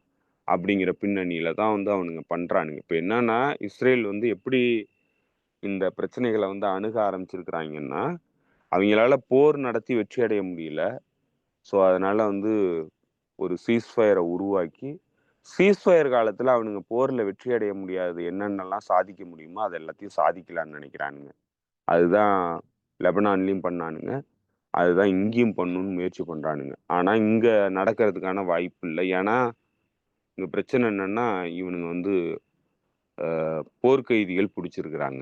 லெபனான்ல போர்க்கைதிகள் கிடையாது. இங்க போர்க்கைதிகள் இருக்கிறாங்க. அந்த நெருக்கடி தான் இப்ப வந்து அவிங்கள தடுத்துக்கிட்டு இருக்கு. அவிங்களுடைய விஷுக்கு எதிரா இருக்கு. ஸோ, அதான் அன்னைக்கு ஹமாஸ் சொல்லிடுச்சு. 2ஆம் கட்ட பேச்சுவார்த்தை, அதாவது 2ஆம் கட்ட போர் நிறுத்தத்துக்கான பேச்சுவார்த்தை ஆரம்பிக்கல. அது ஆரம்பிக்கிறதுக்கான வாய்ப்பு இல்ல. ஏன்னா, இஸ்ரேல் வந்து அத விரும்பல. அவங்க வந்து மீண்டும் போர ஆரம்பிக்கிறதுக்கான ஒரு முயற்சியில இருக்கிறாங்க. அதுதான் அவங்களுடைய திட்டமிடலா இருக்கு. ஸோ, அதற்கு நாங்க அனுமதி குடுக்க முடியாது அப்படின்னு சொல்லியிருக்கிறாங்க. ஃபேஸ் 1 வந்து நாங்க எக்ஸ்டெண்ட் பண்றதுக்கான வாய்ப்பு இல்ல. அவங்க வந்து அவங்களுடைய திட்டம்ங்கிறது இதுதான். ஸோ, அதனால நாங்க வந்து எங்களுடைய லெவரேஜ வந்து நாங்க லூஸ் பண்றதுக்கு விரும்பல அப்படிங்கிறத சொல்றாங்க. இன்னொரு பக்கம் ஹமாஸ் வந்து ரீகான்ஸ்டிடியூட் பண்ணிக்கிட்டு இருக்கிறதா சொல்றாங்க. எல்லா பகுதிகளுக்குமான தலைமைகள வந்து ராணுவ தலைமைகள வந்து அவங்க நியமனம் பண்ணிட்டதாகவும், எல்லாரையும் தயார் நிலையில வச்சுக்கிட்டு இருக்கிறதாகவும் சொல்றாங்க. ஸோ, இப்ப என்னன்னா, மீண்டும் இஸ்ரேல் போர ஆரம்பிச்சதுன்னா, அத எதிர்கொள்றதுக்கு ஹமாஸும் தயாராயிட்டதா சொல்றாங்க. அதனால இந்த சீஸ்ஃபயர்ங்கிறது அடுத்த கட்டத்துக்கு நோக்கி நகரணும்னா, அ சி இஸ்ரேல் வந்து ஓகே சொல்லிட்டு 2வது கட்ட பேச்சுவார்த்தைய வந்து ஆரம்பிக்கணும். முதற் முதற் கட்ட போர் நிறுத்த ஒப்பந்தத்த அப்படியே கன்டின்யூ பண்ணணும்னு நெனச்சதுன்னா, அது நடக்காது. ஹமாஸ் அதுக்கு ஒத்துக்கல. அதுதான் இப்ப இங்க இருக்கிற சிக்கல். இஸ்ரேலால இதுல அவங்களுடைய வந்து செயல்படுத்த முடியாம நிக்கிறாய்ங்க. அவிங்க டிவிலயே பேசுறாங்க தோழர். அதாவது வந்து அந்த டிவில அந்த ஹீப்ரூ டிவில என்ன சொல்றாங்கன்னா, எல்லா ஹோஸ்டஸையும் வெளில எடுத்து வந்துருங்க. வெளில எடுத்துட்டு வந்துட்டு நம்ம ஆட்கள் யாரும் உள்ளுக்குள்ள போக வேண்டாம். ஏன்னா ஏற்கனவே வந்து அடி வாங்கிட்டு போனாங்கல்ல. உள்ளுக்குள்ள போக வேண்டாம். பெரிய லெவல்ல ஒரே குண்டா போட்டு அத்தன பேத்துக்கு கொன்னு விட்டுருங்க. தண்ணி கிண்ணி எதுவும் குடுக்காதீங்க. அப்படின்னு ஓப்பனா பேசுறாய்ங்க. இது ஆமா. எல்லாம் அந்த கேட்கறாங்க. அந்த நான் ஒரு அந்த ரெட் நோட்ன்னு சொல்லி இந்த சைனால இருக்கக்கூடிய டிக்ஸ்னாக் மாரி வெளியில இருக்குது. சைனால இருக்கு. அதுல நான் யூஸ் பண்ணிட்டு இருக்கேன். அதுல அங்க இருக்கிற சைனீஸ்லாம் கேட்கறாங்க. இவங்க பேசுறதெல்லாம் நம்ம கேட்போம்னு இவங்களுக்கு தெரியுமா? அப்படின்னு அங்க இருக்கிறவங்க கேட்கறாங்க. எனக்கு நான் அது ஆச்சரியமா தான் இருந்துச்சு. இப்பதான் உலகமே கவனிக்க ஆரம்பிக்குது. இவங்க எந்த அளவுக்கு கொடூரமான ஆட்களா இருக்கிறாங்க அப்படின்னு. உண்மையிலேயே எனக்கு அதான் வருது. ஏன்னா இத்தன பேருக்கு முன்னாடி எப்படி உங்களால பேச முடியுது? நீங்க வந்து உங்கள உலகமே உத்து பார்த்துக்கிட்டு இருக்கு. நீங்க என்ன பேசுறீங்கன்னு எல்லாரும் பார்க்குறாங்க. நீங்க அப்படியே பளிச்சுன்னு பேசுறீங்க. அத்தன பேரையும் கொன்னு விட்டுருவோம். காசாவ மொத்தமா அழிச்சுருவோம் அப்படின்னு. இதுக்கு அவரும் வேற வந்து ட்ரம்ப் வந்து அதுக்கு பேரே வச்சுட்டாரு. ட்ரம்ப் காசா அப்படின்னு சொல்லி வீடியோலாம் ரிலீஸ் பண்றாரு. இது எப்படிதான் இவங்க என்ன நெனப்புல தான் ரொம்ப இருக்காய்ங்க? இன்னும் எத்தன வருஷம் இப்படி சினிக்கலான ஆட்களுங்க. இவனுங்க எல்லாருமே குரூரமானவனுங்க. இவனுங்க வந்து யாருங்கிறத இவனுங்க முகத்திரைய வந்து அக்டோபர் 7லிருந்து இவனுங்க திறந்து காட்டிட்டானுங்க. இவனுங்க யாருங்கிறத. அதுவரைக்கும் வந்து மறப்பு போட்டிருந்தானுங்க. 100 ஆண்டு காலமா பிரச்சாரம் பண்ணி வச்சிருந்தானுங்க.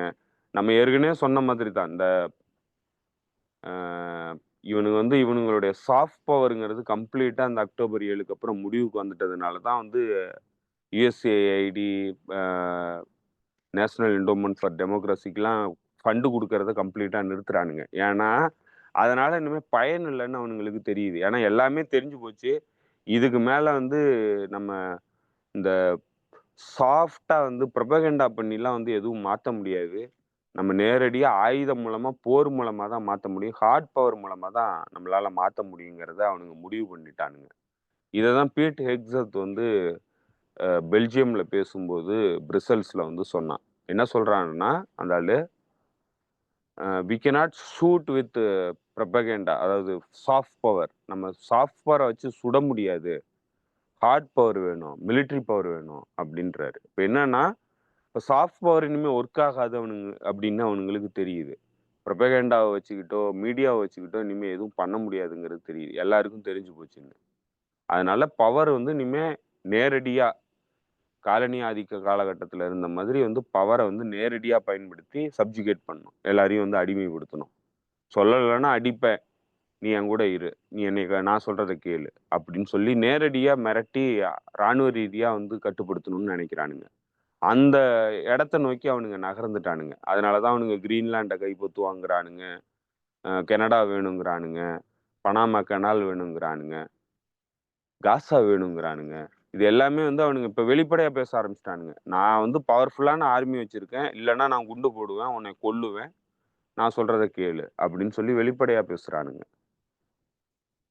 அதனாலதான் இப்ப இவனுங்க வந்து இப்ப இதே பிரச்சனை தான் வந்து இஸ்ரேலுக்குள்ளேயும்.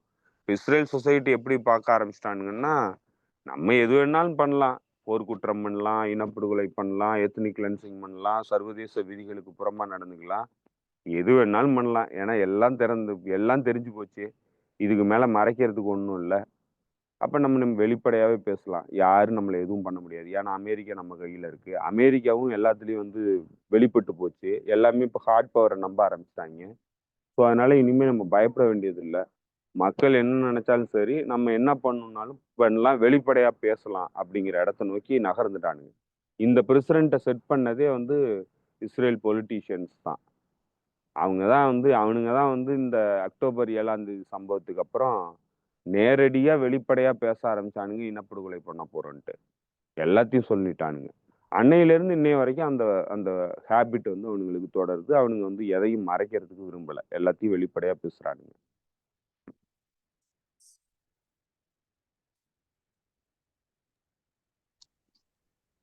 நல்லாவே தெரியுது தோழர்.